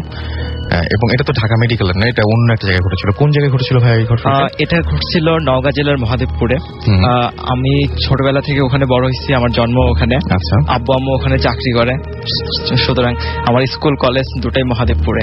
আচ্ছা, তো আমি যখন মানে মেডিকেলে ভর্তি হলাম, এখানে ভর্তি হওয়ার পরে তো সাধারণত ওই নভেম্বর ডিসেম্বর মাস আমাদের পুরোপুরি ফাঁকা। ওই সময় আমার যেসব ফ্রেন্ডরা ঢাকা ইউনিভার্সিটি, রাজশাহী ইউনিভার্সিটি, তারপর জাহাঙ্গীরনগর ইউনিভার্সিটিতে চান্স পাইছিল, তো ওদেরও ওই সময় ফাঁকা। তো সাধারণত ক্লাস শুরু হওয়ার কথা জানুয়ারিতে। তো এতদিন আমরা কিভাবে কাটাবো বুঝতেছিলাম না। আচ্ছা, তো এইরকম একটা সময় আমরা সবাই মিলে সিদ্ধান্ত নিলাম যে একটা পিকনিকের ব্যবস্থা করলে কেমন হয়, নিজেরা রান্না করে মানে খাবো আর কি। আচ্ছা, তো আমরা আসলে ভেন্যুটা ঠিক করতে পারতেছিলাম না যে কোথায় করব এরকম একটা বড় একটা আয়োজন। তো এরকম সময় আমার এক ফ্রেন্ড, ওর নাম হচ্ছে সাধন, ও ঢাকা ইউনিভার্সিটির ফার্মেসিতে পড়ে, 2য় বর্ষের ছাত্র। তো ও বলল যে দোস্ত আমার বাসায় করলে কেমন হয়। তো ওর বাসায় ওই মুহূর্তে কেউ ছিল না, মানে ওর আব্বু আম্মু হচ্ছে ইন্ডিয়াতে গেছে, ওদের এক আত্মীয়র মানে বিয়ে। তো ও যেহেতু মানে ওর ভর্তি হইছে, কিন্তু এখনো কোন সাবজেক্ট নেবে এটা এখনো ঠিক করতে পারে না। আচ্ছা, তো ও মানে সাবজেক্ট ছিল হচ্ছে অ্যাপ্লাইড ফিজিক্স থেকে, সেখান থেকে মানে ফার্স্ট চয়েস দিয়ে আবার ফার্মেসিতে চলে আসে। তো সবাই মিলে সিদ্ধান্ত নেওয়া হলো। তারপর আমার আর একটা ফ্রেন্ড আরাফাত, ও হচ্ছে ইউকে তে চলে যাবে। তো এই কারণে সবাই বিভিন্ন জায়গায় একটা মানে এরকম একটা ব্যাপার, যেটা লাস্ট একটা মিলন মানে মিলন। তো সবাই তো সিদ্ধান্ত নিলাম ঠিক আছে ওর বাসায় যাব। তো ওর বাসাটা হচ্ছে মহাদেবপুর থানা থেকে 3 কিলোমিটার দূরে, সেটা হচ্ছে দক্ষিণ দিকে, নদীর ধার দিয়ে যেতে হয়। একটা আত্রাই নদী। হ্যাঁ, আত্রাই নদী। আত্রাই নদী হচ্ছে আমাদের বাসার পাশে। তো আত্রাই নদীর বাঁধ দিয়ে যেতে হয় আর কি। তো আমরা যখন শিবগঞ্জে পৌঁছলাম তখন হচ্ছে সন্ধ্যা। আচ্ছা, সন্ধ্যা 7:30টার মতো বাজে। তো আমরা জানতাম যে সন্ধ্যা মানে 7টা 8টা এরপর মানে ওই এলাকায় আর কেউ থাকে না। তো আমরা যখন মানে শিবগঞ্জ বাজারে নামলাম সব ফ্রেন্ডরা ভ্যান থেকে, তখন আমরা কিছু জিনিস বাকি ছিল যেগুলো মহাদেবপুর থেকে আমরা কিনতে পারতাম, কিন্তু আমাদের লিস্টে না থাকার কারণে সেগুলো ওখান থেকে কিনতে হয়েছিল আর কি। তো আমরা ওখানে গেলাম, কিছু জিনিস কেনার পরে ওর বাসার মানে উদ্দেশ্যে রওনা দিলাম, হাঁটতে লাগলাম। তো যে দিক দিয়ে হাঁটতে হয় মানে সেটা হচ্ছে পুরোটাই বাঁশঝাড়। আচ্ছা, তো বাঁশঝাড়ের নিচ দিয়ে হাঁটতেছিলাম, ব্যাপক একটা মানে থমথমে পরিবেশ আর কি, যে বাঁশ একটার সাথে একটা বাড়ি খাচ্ছে, শোষ শব্দ হচ্ছে এরকম। তো যেতেই একটা জিনিস লক্ষ্য করলাম যে ওর বাড়িটা হচ্ছে বাঁধের পাশে। আচ্ছা, মাটির বিশাল দোতলা বাড়ি, মানে তার সামনে হচ্ছে পুকুর। আর ওদের বাড়ির কিছু দূরেই আমরা যখন দোতলায় উঠলাম তখন দেখতে পেলাম যে ওর বাড়ির পাশে একটা হচ্ছে মানে বিশাল পাইকরের গাছ, এবং তার নিচে একটা কালী মন্দির আছে। এবং কালী মন্দিরটা যেখানে আছে তার মানে অপোজিটেই একটা ছিল মানে পুরাতন ধ্বংসাবশেষ জমিদার বাড়ির। তো মহাদেবপুরের রাজা ওখানে কর আদায় করতেন আর কি। মহাদেবপুর আমাদের মানে জাহাঙ্গীরপুর কলেজ, আপনি যেটা থাকবেন হয়তো, জাহাঙ্গীরপুর কলেজটা মানে রাজবাড়ির উপর প্রতিষ্ঠিত হয়। ওকে, আমরা মূল ঘটনায় চলে আসি একদম। হ্যাঁ, তো আমরা যখন ওদের বাসায় গেলাম, তো ওদের বাসায় একজন কেয়ারটেকার, তো ওর নাম হচ্ছে মধু কাকা। সাধারণ যেহেতু মধু কাকা বলতেন, সেহেতু আমরা মধু কাকাই বলি। তো মধু কাকা আমাদেরকে বলছিলেন যে বাবা তোমরা এখানে আসছো, তোমরা যেন মানে এই বাড়ি থেকে বের হওয়ার পরে মানে এত রাতে আমাকে ছাড়া বের হবা না, বা সাধনকে নিয়ে যাবা। তো যথারীতি রান্না বান্না মানে ব্যবস্থা করা হলো, মধু কাকা আমাদের হেল্প করলেন। তা আমার ফ্রেন্ড রাজিন ও রান্না তুলে দিল আর কি, ও খুব ভালো পাকাইতে পারে। তো তারপর আমরা যখন খেতে বসবো তখন কিছু আশ্চর্য জিনিস লক্ষ্য করলাম। একটা হলো ওদের ওখানে অনেক বাদুড় দেখলাম। সাধারণত ওদের বাসায় কোনো বাদুড় ছিল না। ইভেন ওদের বাসায় একটা সাদা বিড়াল ছিল, কিন্তু আমরা দেখছি কালো বিড়াল, এবং বিড়ালটা কাঁদতেছিল।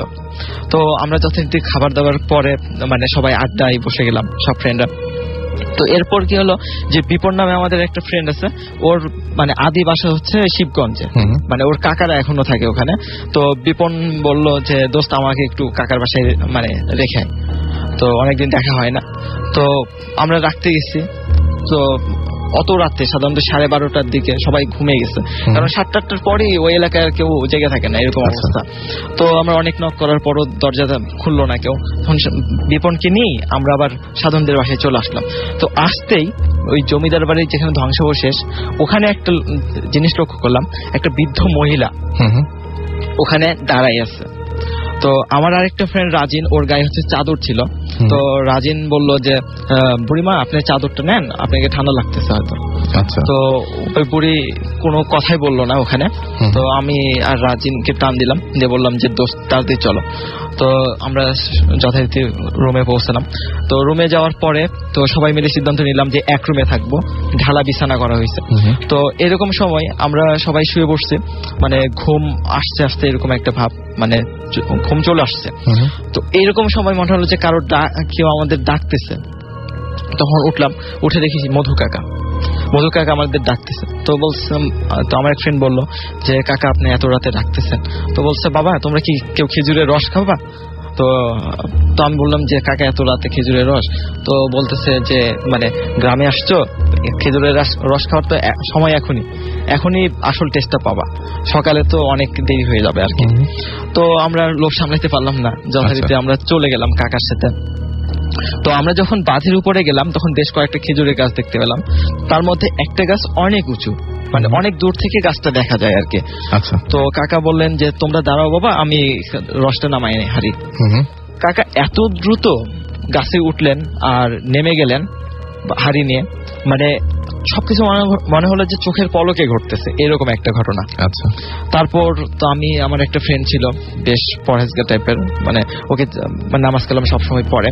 তো ওকে জিজ্ঞেস করলাম যে কি ব্যাপার, এটা কি সম্ভব এত দ্রুত একজন মানুষ এত উপরে উঠবে আবার নামবে? তখন বলছে যে এই নিয়ে কথা বলো না, চুপ থাকো। তখন যথারীতি আমরা রস খেয়ে আমরা আবার এসে রুমে এসে যখন ঘুমাবো, তখন ওই এলাকায় বাঁধের ধারে বার্নির মেলা বসে। তো ওখানে একটা বালুর প্রান্তর নামে একটা মানে জায়গা আছে, মানে একটা জিনিস আছে, যেখানে বর্ষার সময় যখন বন্যার পানি ওঠে, তারপর পানিটা নেমে গেলে মানে এরকম শীতের সময় ওই জায়গা থেকে পানি ঝরে, ন্যাচারাল ঝর্ণার মতো। তো বলতেছে চলো বাবা ওইটা দেখে আসি, তোমাদের দেখাই নিয়ে আসি, কালকে তোমরা চলে যাবা। তো বললাম যে কাকা এত রাতে যাবো না। তো আমার ফ্রেন্ড বলছে না এত রাতে দেখবো জ্যোৎস্নার আলোতে কেমন লাগে। তখন আমরা যথারীতি কাকার সাথে গেলাম, কাকাকে অনুসরণ করলাম। তো আমার আরেকটা ফ্রেন্ড মিলন আর সাদ্দাম, ওরা হচ্ছে পরের দিন রাজশাহী যাবে। তো ওরা কাকাকে বলছিল যে কাকা ফজরের নামাজের পরে আগে আমাদেরকে ডেকে দেন। তো যাই হোক আমরা তো ওদেরকে বললাম যে তোরা যাবি কিনা, হচ্ছে না আমরা ঘুমাবো, কালকে সকালে উঠে যেতে হবে। তো ওরা থাকলো আর আমরা গেলাম। তো আমরা যখন গেলাম তখন দেখি যে একটা কয়েকটা কুকুর ছানা নিয়ে, প্রায় 10 থেকে 12টা কুকুর ছানা নিয়ে আমাদের সামনে দিয়ে চলে গেল। মানে আমি তখন অবাক হলাম যে একটা কুকুর সর্বোচ্চ মানে 6 থেকে 8টা আমি দেখছি, কিন্তু 10 থেকে 12টা মানে কুকুর ছানা আমি কখনো দেখিনি, মানে একটা কুকুরে। তারপর যেটা খেয়াল করলাম যে পাশে শ্মশান ছিল, শ্মশানে মানে আগুন জ্বলতেছিল। তো সাধারণত মরা লাশ পোড়ানোর পরে হয়তো ধ্বংসাবশেষ যে মানে কাঠগুলো ছিল সেগুলো পুড়তেছিল হয়তো। তারপর একটু ভয় লাগতেছিল, আচমকা সবকিছু ঘটতেছে। তারপর সবচেয়ে যেটা অবাক লাগছে সেটা হলো আমরা যখন সবাই ওইসব বালুর প্রান্তর দেখতেছিলাম, এরকম সময় দেখি যে আমাদের মানে চাঁদের আলোতে আমাদের সবার ছায়া দেখা যাচ্ছে, বাট ওই মধু কাকার ছায়া দেখা যাচ্ছে না। তো আমি আমার ওই ফ্রেন্ডকে বললাম যে মানে নামাজ কালাম পড়ে অল টাইম, তো ওকে বললাম যে কি ব্যাপার এরকম কেন হচ্ছে, ওনার তো ছায়া দেখা যাচ্ছে না। তো বলছে যে যাই হোক তুমি চুপ করে থাকো, কিছু বলো না, ভয় পেও না। তো অনেক মানে শক্ত হয়ে থাকলাম। তারপর ভয় লাগতেছিল, কারণ ওই রকম একটা জায়গায়, খোলা জায়গায়, নদীর ধার, তার মধ্যে মানে ওটাই কেমন যেন বিস্ময়কর যে সবার ছায়া দেখা যাচ্ছে, ওনার কেন যাচ্ছে না। এমন সময় আমার যে ফ্রেন্ড মিলন, সাধন, এরা মানে বাঁধের উপর থেকে আমাদেরকে ডাকতেছে, বলছে তোমরা এখানে কেন? তখন আমি বললাম যে তোরা এখানে আসছিস কেন? আমরা বালুর প্রান্ত দেখতে আসছি মধু কাকার সাথে, তোরা যা ঘুমা যা, তোরা তো আসবি না বলছিস। তো বলছে মধু কাকাকে কই পাইলি তোরা? তো বলছে, আমি বললাম যে মধু কাকা তো আমাদের সাথে। তারপর বলছে না মধু কাকা আমাদের, ওরা বলতেছে মধু কাকা আমাদের সাথে। তারপর আমি তাকায় দেখি যে মধু কাকা নাই, আমরা 6 জন দাঁড়ায়। তারপর খেয়াল করলাম যে মধু কাকা হচ্ছে ওদের সাথে। আচ্ছা, মধু কাকা যখন ওই ফজরের নামাজের আগে ওদেরকে ডাকতে গেছে তখন দেখছে যে আমরা নাই। তো এইরকম সময় ওদেরকে জিজ্ঞেস করছে, তখন ওরা বলছে যে কাকা আপনি তো ওদেরকে রস খাওয়াইতে নিয়ে গেলেন, বালুর প্রান্ত দেখাইতে নিয়ে গেলেন, ওরা কই? তখন মধু কাকা বলছে আমি তো বলছি যে সাধনকে ছাড়া কোথাও যাবা না, বা আমাকে মানে ছাড়া কোথাও যাবা না। তখন মানে ওরা আমাদেরকে খুঁজতে আসছিল এবং তখন আমাদেরকে পেয়ে যায়। এবং আমি তখন আমরা তো সবাই মানে স্তব্ধ হয়ে গেছি যে এটা কি ঘটতে যাচ্ছিল। খুবই স্বাভাবিক যে এরকম কাকা হারাই গেল। তারপর দেখি কাকা ওদের সাথে, মানে আমরা তো ভয়ে, মানে এখনো ব্যাপারটা আমাদের কাছে ক্লিয়ার না, তবে পরে কিছু ইনফরমেশন পাইছিলাম।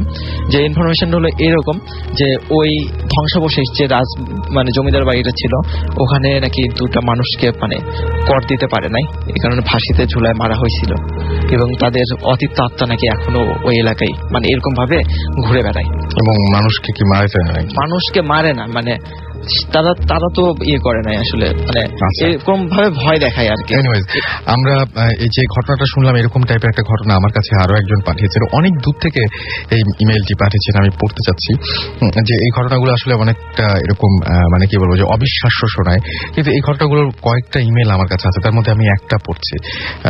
In fact new degree government college Rajshahi থেকেও আমাকে এইরকম ধরনের একটা ঘটনা পাঠিয়েছেন সাদ।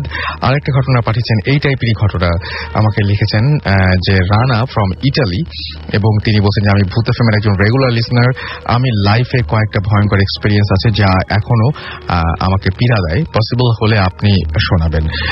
এবং তারপরে তিনি রানা বলছেন যে আমি রানা ফ্রম ইটালি, ঘটনাটা বলার আগে একটা কথা বলতে ইচ্ছে করছে যে যাদের লাইফে এইসব অ্যাক্টিভিটিস হয়নি তারা অনেক অনেক ব্যাড টেনশন থেকে ফ্রি আছেন। যাই হোক, আমি যে ফ্ল্যাটে থাকতাম সেটা তার বস এবং তার বসের নাম হচ্ছে ফ্রান্সিসকো, এবং তিনি বলছেন যে তার ফ্ল্যাট ছিল এবং সে আমাকে অনেক লাইক করত বিধায় ওই ফ্ল্যাটটা আমার ওপর ছেড়ে দিয়েছিলেন। আমি 2009 সেপ্টেম্বরে ওখানে শিফট করি এবং ফ্ল্যাটটা অনেক বড়, আমি জাস্ট একটা বেডরুম ইউজ করতাম আর পুরো ফ্ল্যাটটি ফাঁকা ছিল। 12 থেকে 15 দিন পর আমি একেবারে শেষের রুমগুলোতে গভীর রাতে প্রায় কাঠ ভাঙার শব্দ পেতাম, যা অনেক জোরালো, এবং আমি জাস্ট ইগনোর করতাম। বলে রাখি আমার বসের ওয়াইফ মারিয়া চেক রিপাবলিকের সিটিজেন ছিল এবং সে প্রতি বছর 2 মাস অন্তর অন্তর ইটালি আসতো এবং 1 মাস থাকতো। সেদিন ছিল 22 ডিসেম্বর 2011। বড়দের এবং বরাবরের মতো মারিয়া আসলো এবং তখন ছিল সন্ধ্যা 7টা। আমি তাকে ওয়েলকাম জানালাম, বাট তার মধ্যে একটু পরিবর্তন দেখলাম। সেটা হলো যে এর আগে যখনই সে আসতো আমার সাথে অনেক কথা বলতো, জার্নি কেমন হলো সব জানাতো, যা কখনো মিস হতো না। বাট সেদিন সে কোনো কথা না বলে গেস্ট রুমে চলে গেল এবং দরজা বন্ধ করে দিল। আমি মনে করলাম যে জার্নি করে এসেছে, অনেক টায়ার্ড, আমি তাকে ডিস্টার্ব করলাম না। কয়েক ঘন্টা পরেও যখন সে বের হচ্ছিল না তখন আমি তাকে ডাক দিলাম এবং কয়েকবার তাকে ডাক দিলাম। তখন রাত 11টা থেকে 11:30 মিনিট হবে, বাট কোনো রেসপন্স পেলাম না। আমিও কিছু না বলে ঘুমোতে চলে গেলাম। সকাল 8টার দিকে আমার ঘুম ভেঙে গেল। আমি ফ্রেশ হয়ে মারিয়ার গেস্ট রুমে গেলাম এবং গিয়ে দেখি আমার বস একটা চেয়ারে বসে ঘুমাচ্ছে। আমি তাকে ডেকে বললাম যে মারিয়া কোথায়? সে বলল হয়তো আশেপাশে কোথাও আছে। আমি পুরো ফ্ল্যাট খুঁজে মারিয়াকে না পেয়ে বসকে জানালাম। সে বলল মেবি মর্নিং ওয়াকে বের হয়েছে। আমিও মনে করলাম যে হতে পারে। ঘটনাটা ঘটলো ঠিক সকাল 9টার দিকে। বাসার টিএনটি নাম্বারে একটা কল আসলো মারিয়ার বাড়ি থেকে এবং মারিয়ার মেয়ে ওপাশ থেকে কিছু বলতে গিয়ে কান্না করে ফেললো এবং আমি জিজ্ঞেস করলাম যে কি হয়েছে। যা শুনলাম সেটা শুনে আমি ভয়ে মাটিতে পড়ে গেলাম এবং আমার বস আমাকে বলল যে কি হয়েছে। আমি লাইন পাস করলাম এবং তাকেও কাঁদতে কাঁদতে বলল যে মারিয়া গতকাল রাতে হার্ট অ্যাটাক করে মারা গেছে এবং সকাল 8টায় তার মৃতদেহ ঘর থেকে বের করে আনা হয়েছে। এবং সে আমাকে বলল যে তাহলে রাতে যে মারিয়া ছিল, যেহেতু সকাল 8টার সময় ডেড বডি পাওয়া গেছে ঘর থেকে, তাহলে যে মারিয়ার সাথে রাতের বেলায় দেখা হয়েছিল সেই মারিয়াটা কে ছিল। এবং এই ঘটনার পরে 10 জানুয়ারি তিনি দেশে চলে আসেন। এরপরেও তিনি বলছেন যে আমার লাইফে আরেকটা ঘটনা ঘটেছে, আশা করি সেই ঘটনাটাও আমি পাঠাবো এবং আশা করি আমরাও সেটা পড়বো। এবং এরকম অদ্ভুত ঘটনা ঘটে কিন্তু, যে মৃত মানুষ, আমরা এর আগেও এরকম ঘটনা শুনেছি, মৃত মানুষের সাথে হঠাৎ করে দেখা হয়ে যায় খুব অস্বাভাবিক কোনো একটা কারণে। আমাদের সঙ্গে আরো একজন গেস্ট রয়েছেন, সেই গেস্টের ঘটনা আমরা শুনবো। তার আগে আমরা কিছু SMS পড়বো। মাহমুদ সজীব আমাদের SMS করেছেন, রনি আমাদের SMS করেছেন আকিব হিমন বরিশাল থেকে, SMS করেছেন দিগন্ত সিদ্দিক আমাদেরকে রাজশাহী থেকে। এছাড়াও আমাদেরকে SMS করেছেন, দেখতে পাচ্ছি তাফুর বলছেন রাসেল ভাই কেমন আছেন, এবং তিনি বলছেন যে ভৌতিস টিম কোথায়। ভৌতিস টিম ডেফিনেটলি কিছুদিনের মধ্যে জয়েন করবে আমরা আশা করি। চট্টগ্রাম থেকে আমাদেরকে কিডন্যাপার ফয়সাল বলছেন আর কয়টা SMS পাঠাবো না, আপনার SMS কয়টা পাঠাবেন তা আমি বলতে পারছি না, কিন্তু আপনার SMS টা আমি পড়ে ফেলেছি এটুকু বলতে পারি। তানভীর আমাকে লিখেছেন যে আমার বোন মা একসাথে বারান্দায় বসে বসে ভূত FM শুনছি, আজকের কাহিনীগুলো জোশ হচ্ছে।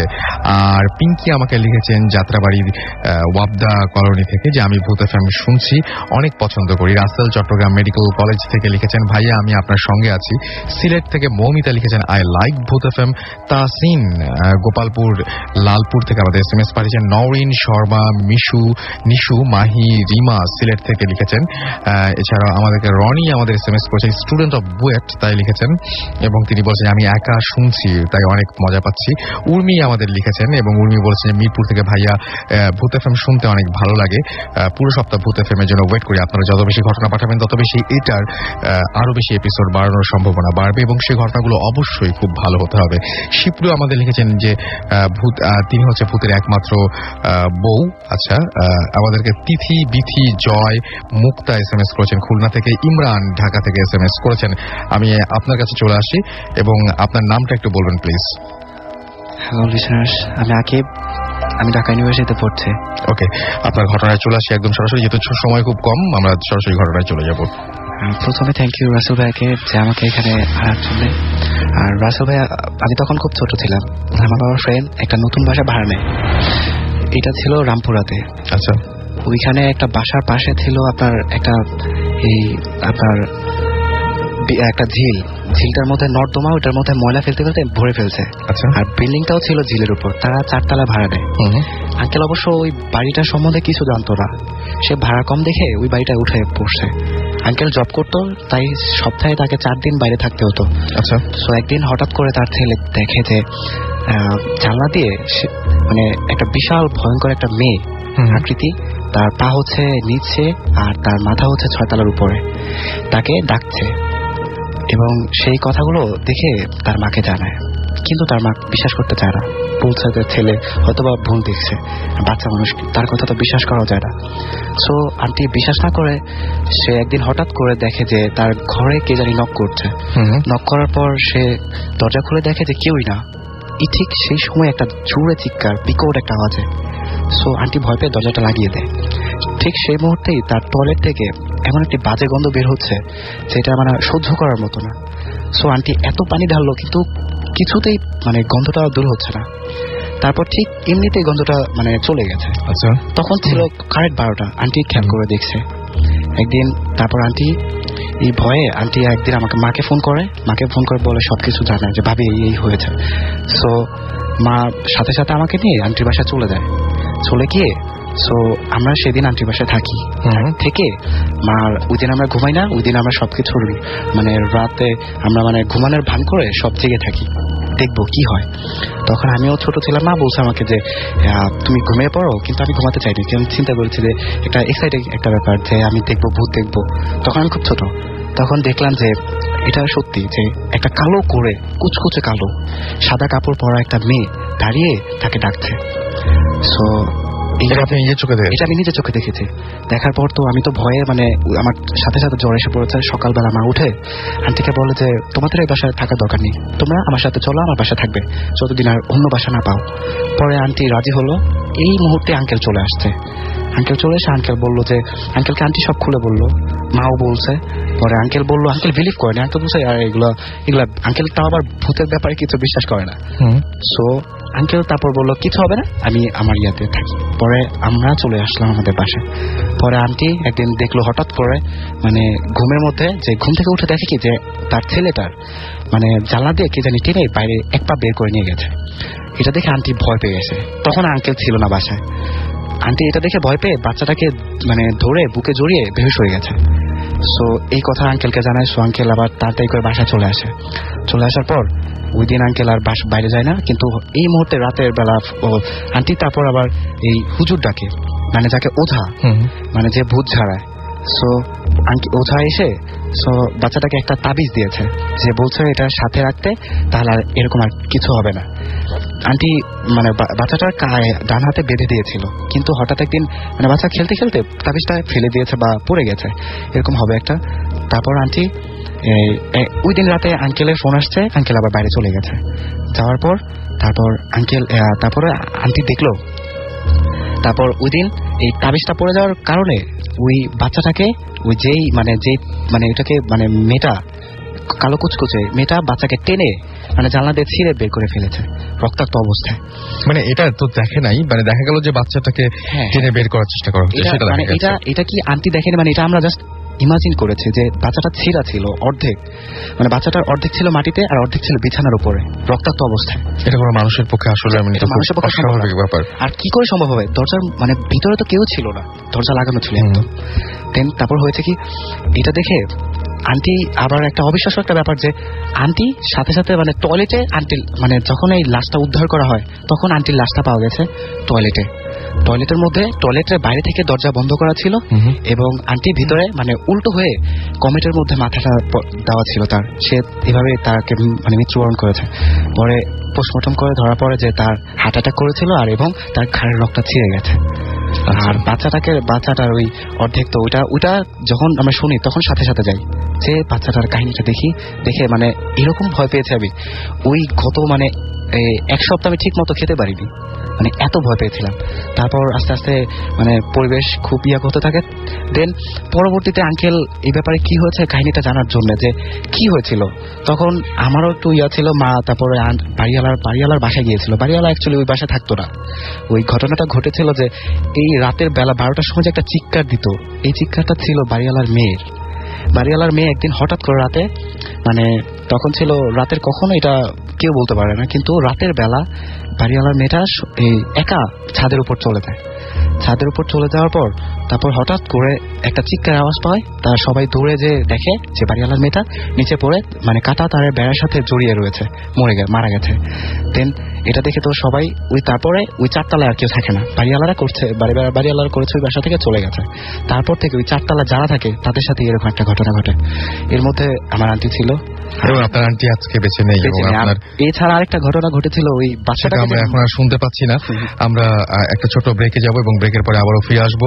আর যারা SMS পাঠাচ্ছেন তারা এয়ারটেল নাম্বার থেকে বা অন্য যে কোনো নাম্বার থেকে SMS করে আমাদেরকে লিখে ফেলুন SHOUD শাউট স্পেস আপনার নাম স্পেস আপনার মেসেজ পাঠিয়ে দিন 9840 নাম্বারে।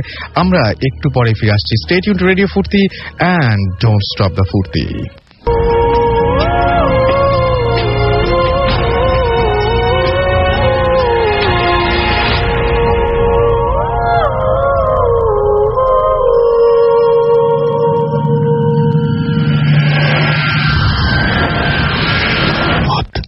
FM haunted by Airtel.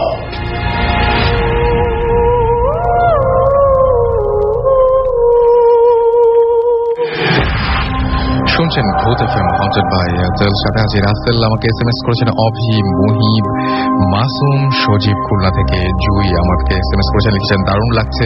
হীরা, দীপ্তি, সুমন ময়মনসিংহ থেকে আমাদের SMS করেছেন শাহরিয়ার বাগেরহাট থেকে, এছাড়াও মাধব আমাদেরকে SMS করেছেন শাম্মী, SMS করেছেন মোহাব্বত, SMS করেছেন হাসনাত চাঁদপুর থেকে, এছাড়াও SK রনি আরো একবার SMS করেছেন আমাদেরকে SMS করেছেন জামাল, SMS করেছেন আমাদেরকে মেটালিকা অর্ণব ফ্রম পটুয়াখালী। রাসেল ভাই আপনি আচ্ছা ভূত FM পেতনি FM শুরু করছি, তিনি তাই বলেছেন আর কি, এবং তিনি একটা রেডিও স্টেশনের একটা আইডিয়া দিয়েছেন সেটার জন্য। গ্লোরি আমাকে লিখেছেন সেগুন বাগিচা থেকে যে আমি আমার কাজিন সাফা ভূত FM অনেক লাভ করি, থ্যাংক ইউ সো মাচ আমাদের সঙ্গে থাকার জন্য। লাবণী উত্তরা থেকে লিখেছেন আমার অনেক ভয় লাগছে বাট এনজয় করছি। স্বপন লিখেছেন খিলকা থেকে আমাদের SMS করেছেন। চলে যাব ঘটনায় এবং আমাদের সঙ্গে আরো একজন গেস্ট রয়েছেন, তার কাছে ঘটনা শুনবো। কি নাম আপনার? Hello dear listeners, this is Mehedi from pack, and আজকে আমি একটা হন্টেড হাউসের ঘটনা শেয়ার করতে যাচ্ছি। সেটা হচ্ছে বাসার ক্লেম ছিল যেটা যে বাসার মধ্যে 1 বছরের বেশি কেউ স্টে করতে পারে না, বাট আনফর্চুনেটলি ঘটনাটা যার কাছ থেকে শোনা হয়েছে তারা আনফর্চুনেটলি ওই বাসায় 1.5 বছর যাবত ছিল। সো ওই বাসায় যখন তারা নতুন নতুন শিফট হয়েছিল তখন ওই বাসায় জাস্ট একটি স্পেসিফিক রুম ছিল, এই রুমটাতে বাসার তার মেয়ে এবং তার হাজব্যান্ড এবং 2 চিলড্রেন তারা রুমটাতে শিফট হয়েছিল। সো ওই রুমটাতে যখন শিফট হওয়ার পরে তারা মানে একটা স্পেসিফিক টাইম, দ্যাট মিনস 2টা থেকে 3টার ভিতরে আর কি তাদের ঘুম ভেঙে যায় এবং তাদের বাসার ঠিক পাশে ছিল একটি আঙুর গাছ, যেটার দিকে তাদের চোখ যায় এবং চোখ গেলে দেখা যেত যেটা যে একটা শ্যাডো, ব্ল্যাক শ্যাডো, যেটা উইন্ডো জানালার লেফট সাইড থেকে রাইট সাইড এবং রাইট সাইড থেকে লেফট সাইড একটা মানে হিউম্যান শেপ আসা যাওয়া করতে মানে খুব স্পিডে। দ্যাট মিন্স রেগুলারই ঘুম ভাঙতো একটা সময় এবং রেগুলারই ওই আঙুর গাছটার দিকেই চোখ যেত। হ্যাঁ সেটাই। Okay fine. এন্ড প্রথমে জিনিসটা এক্সপিরিয়েন্স করে আর কি ওই আপু, দেন আর কি তার হাজবেন্ড, বাট তার জিনিসটা ফানি হবে বিধায় আর কি কারো ফ্যামিলি কারোর সাথে এক্সপিরিয়েন্স করেনি, মানে সরি এক্সপ্রেস করেনি, শেয়ার করে। হ্যাঁ শেয়ার করেনি। বাট একদিন আপু আর কি ঘুম ভেঙে দেখলো যে শ্যাডোটা তারা ডেলি দেখতো সেই শ্যাডোটা ঘরের বাইরে না, তাদের বাসার ভিতরে, এবং তিনি খুব ভয় পেয়ে যায় এবং সেটা তিনি ফ্যামিলি মেম্বারদেরকে ডেকে বলে। সো ডেকে বলার পরে তারা বাড়িওয়ালার কাছে রিকোয়েস্ট করে যে আপনারা গাছটি কেটে ফেলেন, গাছটি এরকম মানে হয়তো কোনো জিন বা কোনো কিছু থাকতে পারে। সো বাড়িওয়ালার কাছে খুব রিকোয়েস্ট করার পরে তারা গাছটি কাটতে রাজি হয়ে যায় এবং গাছটি কেটে ফেলে। বাট গাছটি কাটার আগের রাত্রে আপুকে স্বপ্ন দেখানো হয় যে তোমরা যদি গাছটি কেটে ফেলো তাহলে আর কি তোমার ফ্যামিলি মেম্বার বা তোমার চিলড্রেন্সে কোনো ক্ষতি হতে পারে। এন্ড তারা তারপর আর কি নিজেদের ভয় কাটানোর জন্য গাছটি কাটিয়ে ফেলে এবং গাছের শিকড়টা উঠিয়ে গরম পানি ঢেলে দেয়। সো অ্যাজ উই নো যেটা যে শিকড় উঠিয়ে যদি গরম পানি ঢেলে দেওয়া হয় ওই জায়গায় গাছ ওঠে না। বাট উইদিন 1.5 মাসের ভিতরে যেটা গাছটি ওঠে এবং খুব বড়ভাবে উঠে এবং ডালপালা যেটা যে তার বাসার জানলার ভিতর দিয়ে বাসার ভিতরে ঢুকে যায়। তারপর আবার ওই যে শ্যাডো দেখার অ্যাজ ইউজুয়াল ঘটনা চলতে থাকে এবং তারা বাড়িওয়ালাকে খুব রিকোয়েস্ট করে সেকেন্ড টাইম গাছটি কাটিয়ে ফেলে। বাট সেকেন্ড টাইম ঘটনাটা আবার রিপিট হয়েছে, যেটা রিপিট হয়েছে সেটা হচ্ছে যেটা যে তাদেরকে আবারও স্বপ্ন দেখানো হয় যদি গাছ কেটে ফেলা হয় তা ফ্যামিলি যে কোনো মেম্বারের কোনো খুব ক্ষতি হবে আর কি। আচ্ছা, কিন্তু তারা ভয়ের জন্য জিনিসটা বারবার কেটে ফেলছে। সো যেটা যে কেটে ফেলার পরে তাদের বাসায় বেশ কয়েকটা চিলড্রেন ছিল। সো ওই আপুরই সব ছোট মেয়ে, ওই 5 বছর বয়সে। সো ওই মেয়েটা আস্তে আস্তে মেয়েটার মধ্যে কিছু ওয়েয়ার্ড এক্সপিরিয়েন্স দেখা যায়, যেটা যে মেয়েটা বাসা যত সব ছোট বাচ্চা আছে তাদের সাথে খেলা ছেড়ে সেপারেটলি খেলতে থাকে এবং একা একা কথা বলতে থাকে এবং রাতের বেলা ঘুম ভেঙে ওই জানলা দিকে তাকিয়ে থাকে, জানলা দিয়ে খেলতে থাকে। আচ্ছা, এন্ড বাচ্চাটা অ্যাক্টিভিটিসে বাড়তে এত খুব বেশি বেড়ে গেছে যে বাচ্চাটা বেশ কয়েকদিন 5 বছরের বাচ্চা সে বাসার মেইন ডোর ওপেন করে সে বাসার বাইরে ওই আঙুর গাছটা স্পেসিফিক কোনায় বসে সে অন্ধকারে খেলতে থাকে। সো এটা আর কি ফ্যামিলি মেম্বাররা খুব একটু টেনসড এবং বাচ্চারা কার সাথে খেলে সেটা যদি কোনো মেম্বাররা জিজ্ঞেস করে তাহলে সে কোনো অ্যান্সার দেয় না। বাট একদিন হেড অফ দ্য ফ্যামিলি যে ছিল সে জিজ্ঞেস করেছিল যে তুমি কার সাথে খেলো, সে অ্যান্সার দিল যে আমি একজনের সাথে খেলি, বাট কার সাথে খেলে সেটা আর কি কোনো অ্যান্সার দেওয়া হয়নি।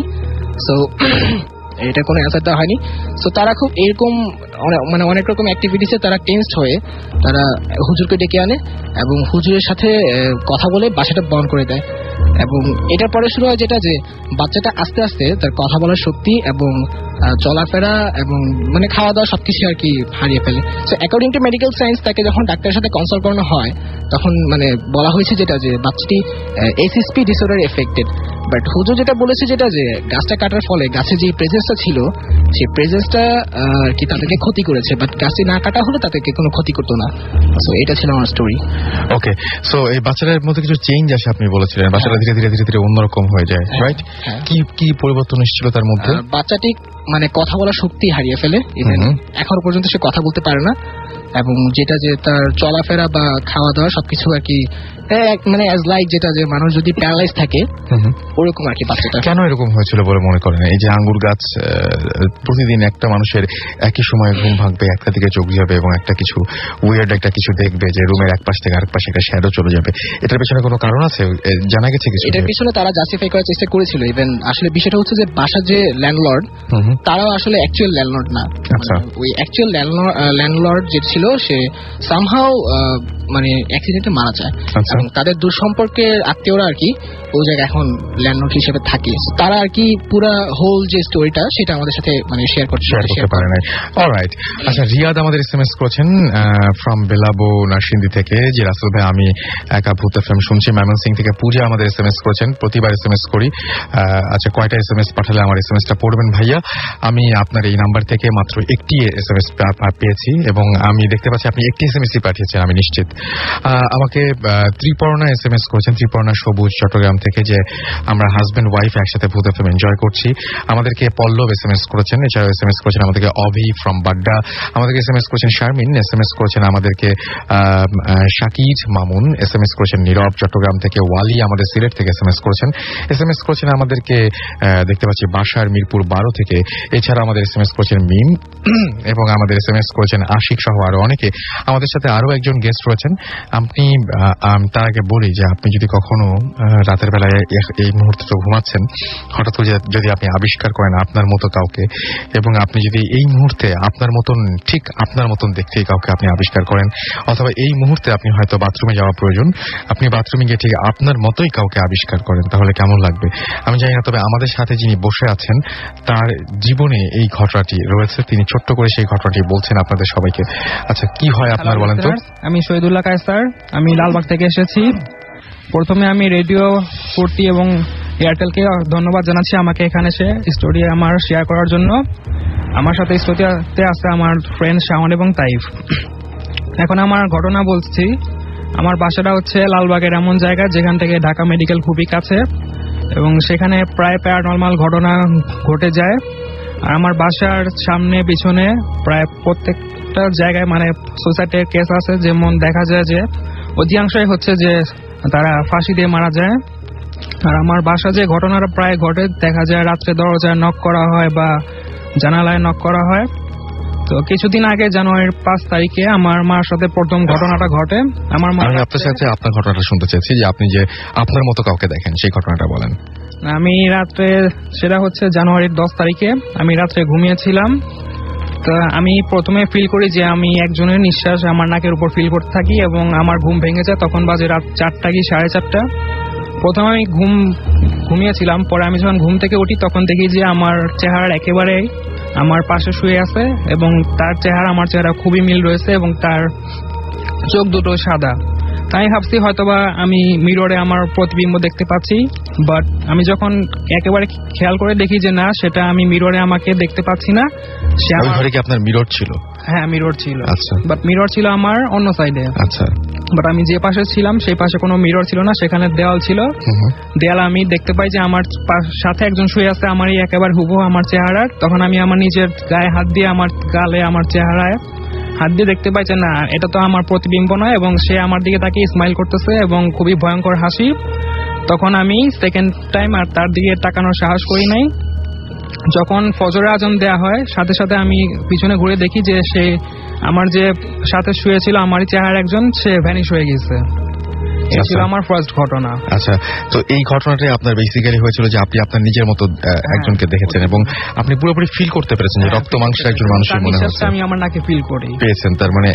এবং এটা ভয় মানে কি বলবো, যেটা ভুল হওয়ার কোনো কারণ নেই এবং এটা এবং আপনি স্বপ্নও দেখছিলেন না, that's for sure. Okay, fine. আর আমি সূরা পড়ে তারপর ঘুমাই দেন, আমার কোনো প্রবলেম হয় না। আচ্ছা, এরকম ঘটনা আপনাদের বাড়িতে মানে অহরহই ঘটে? হ্যাঁ, আমার মার সাথে 2-3 বার ঘটছে।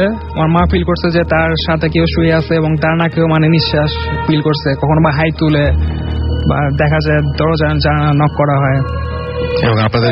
এবং আপনি যেটা বলেন যে আপনাদের ওই এলাকায় এরকম সুইসাইড কেস অহরহই ঘটে। অলরাইট, আজকে হাতে আসলে সময় নেই, নাহলে আরো অনেক কিছু শোনা যেত। আমাদের শো শেষ করতে হবে। আমি তার আগে ছোট্ট করে কিছু এসএমএস পড়ে ফেলতে চাই। কাজী অমিত আমাদের লিখেছেন, অর্ণব আমাদেরকে আবারও এসএমএস করেছেন আমাদেরকে, এবং তিনি লিখেছেন যে হ্যাপি নাইটমেয়ার। তৃষা আমাদের এসএমএস করেছেন আমাদেরকে, এমডি নাসির উদ্দিন এছাড়াও আমাদের এসএমএস করেছেন দেখতে পাচ্ছি এখানে। আজাদ এছাড়াও SMS করেছেন আমাদেরকে রাব্বি ত্রিশাল থেকে। আর আজকে যারা SMS পাঠালেন তারা অনেকে আছেন যে অনেক অনেক করে SMS পাঠিয়েছেন, তাদের সবাইকে অনেক ধন্যবাদ। যারা একটি হলেও SMS পাঠিয়েছেন তাদেরকে সবাইকে ধন্যবাদ। যারা একটিও SMS পাঠাননি কিন্তু আমাদের সঙ্গে ছিলেন তাদেরকেও অসংখ্য ধন্যবাদ, কারণ আপনারা ভূত FM এর সাথে থাকেন বলেই ভূত FM এরকম জমজমাট হয়ে ওঠে। এবং আপনারা যেরকম গল্প পাঠাবেন, যেরকম ঘটনা আপনারা আমাদেরকে জানাবেন, ভূত FM সেই রকম ঘটনায় আপনাদের সামনে নিয়ে এসে হাজির করতে পারবে। সুতরাং আপনাদের জীবনের শ্রেষ্ঠ ঘটনাগুলো আমাদের কাছে পাঠিয়ে দিন। এবং এমন কোনো ঘটনা অবশ্যই নয় যে ঘটনাগুলো আপনার নিজেরই বিশ্বাস হয় না, বা যে ঘটনা আমার মানে অনেকে আমাকে বলেন যে ভাইয়া কিভাবে বুঝবো যে এটা ভালো ঘটনা। আসলে এটা বোঝার খুব একটা সহজ উপায় আছে, যে আপনি যে ঘটনাটি আমাকে পাঠাচ্ছেন সেই ঘটনাটি যদি কেউ আপনাকে পড়ে শোনাতো বা আপনাকে যদি সেই ঘটনাটি কেউ বলতো, তাহলে আপনার শুনতে কেমন লাগতো। এটা হচ্ছে সবচাইতে সহজ উপায় ভালো ঘটনা বেছে বের করার। সুতরাং আমাদেরকে আপনাদের শ্রেষ্ঠ ঘটনাগুলো পাঠিয়ে দিন, এবং সেই ঘটনা পাঠাতে যে অ্যাড্রেসটি আপনাদের লিখে নিতে হবে সেটি হচ্ছে bhutfm@radiofurti.fm। আমি স্পেলিংটি বলে দিচ্ছি, BHOOTFM@radiofurti.fm, RADIOFOORTI.fm। এবং এখানে নাম, ঠিকানা, ফোন নাম্বার সহ আপনার ঘটনাটি পাঠাতে হবে এবং জানিয়ে দিতে হবে যে আপনি স্টুডিওতে এসে ঘটনাটি শেয়ার করতে চান নাকি আপনি চান যে আপনার ঘটনাটি আমরা পড়ে শোনাই। এনিওয়েজ, আজকে শো কেমন লাগলো সেটাও আমাদের SMS করে, SMS এখন আর সময় নেই, সুতরাং ইমেল করে জানাতে পারেন আজকে শো কেমন লাগলো, কিভাবে কি চান আপনারা ভূত এফএমে, কি হলে ভালো লাগে। আসলে ইট ডিপেন্ডস অন ইউ। আপনারা যখন ঘটনা পাঠাবেন আপনাদের ঘটনা যেমন হবে ভূত এফএম তেমন হবে। আসলে যাই হোক, কথা হবে আবারও আগামী শুক্রবার। সেই পর্যন্ত সবাই ভালো থাকবেন, সুস্থ থাকবেন, সুন্দর থাকবেন, মোস্ট ইম্পর্টেন্টলি ফুর্তিতে থাকবেন, এবং অবশ্যই সুস্থ থেকে মানে বাকি রাতটা সুন্দরভাবে পার করবেন। এবং যে ভয়ের ঘটনাগুলো আপনারা শুনেছেন সেই ঘটনাগুলো অবশ্যই বারবার করে মনে করার চেষ্টা করবেন না। অবশ্য মনে করলেও কোনো আপত্তি নেই, তাহলে আগামী সপ্তাহে হয়তো আমরা আরো ভালো, আরো ভয়াবহ কোনো ঘটনা পাবো। আজকের মতো এখানে শেষ করছি, এবং সবাই ভালো থাকুন, সুস্থ থাকুন, সুন্দর থাকুন। আরো একবার বলছি, মোস্ট ইম্পর্টেন্টলি ফুর্তিতে থাকুন।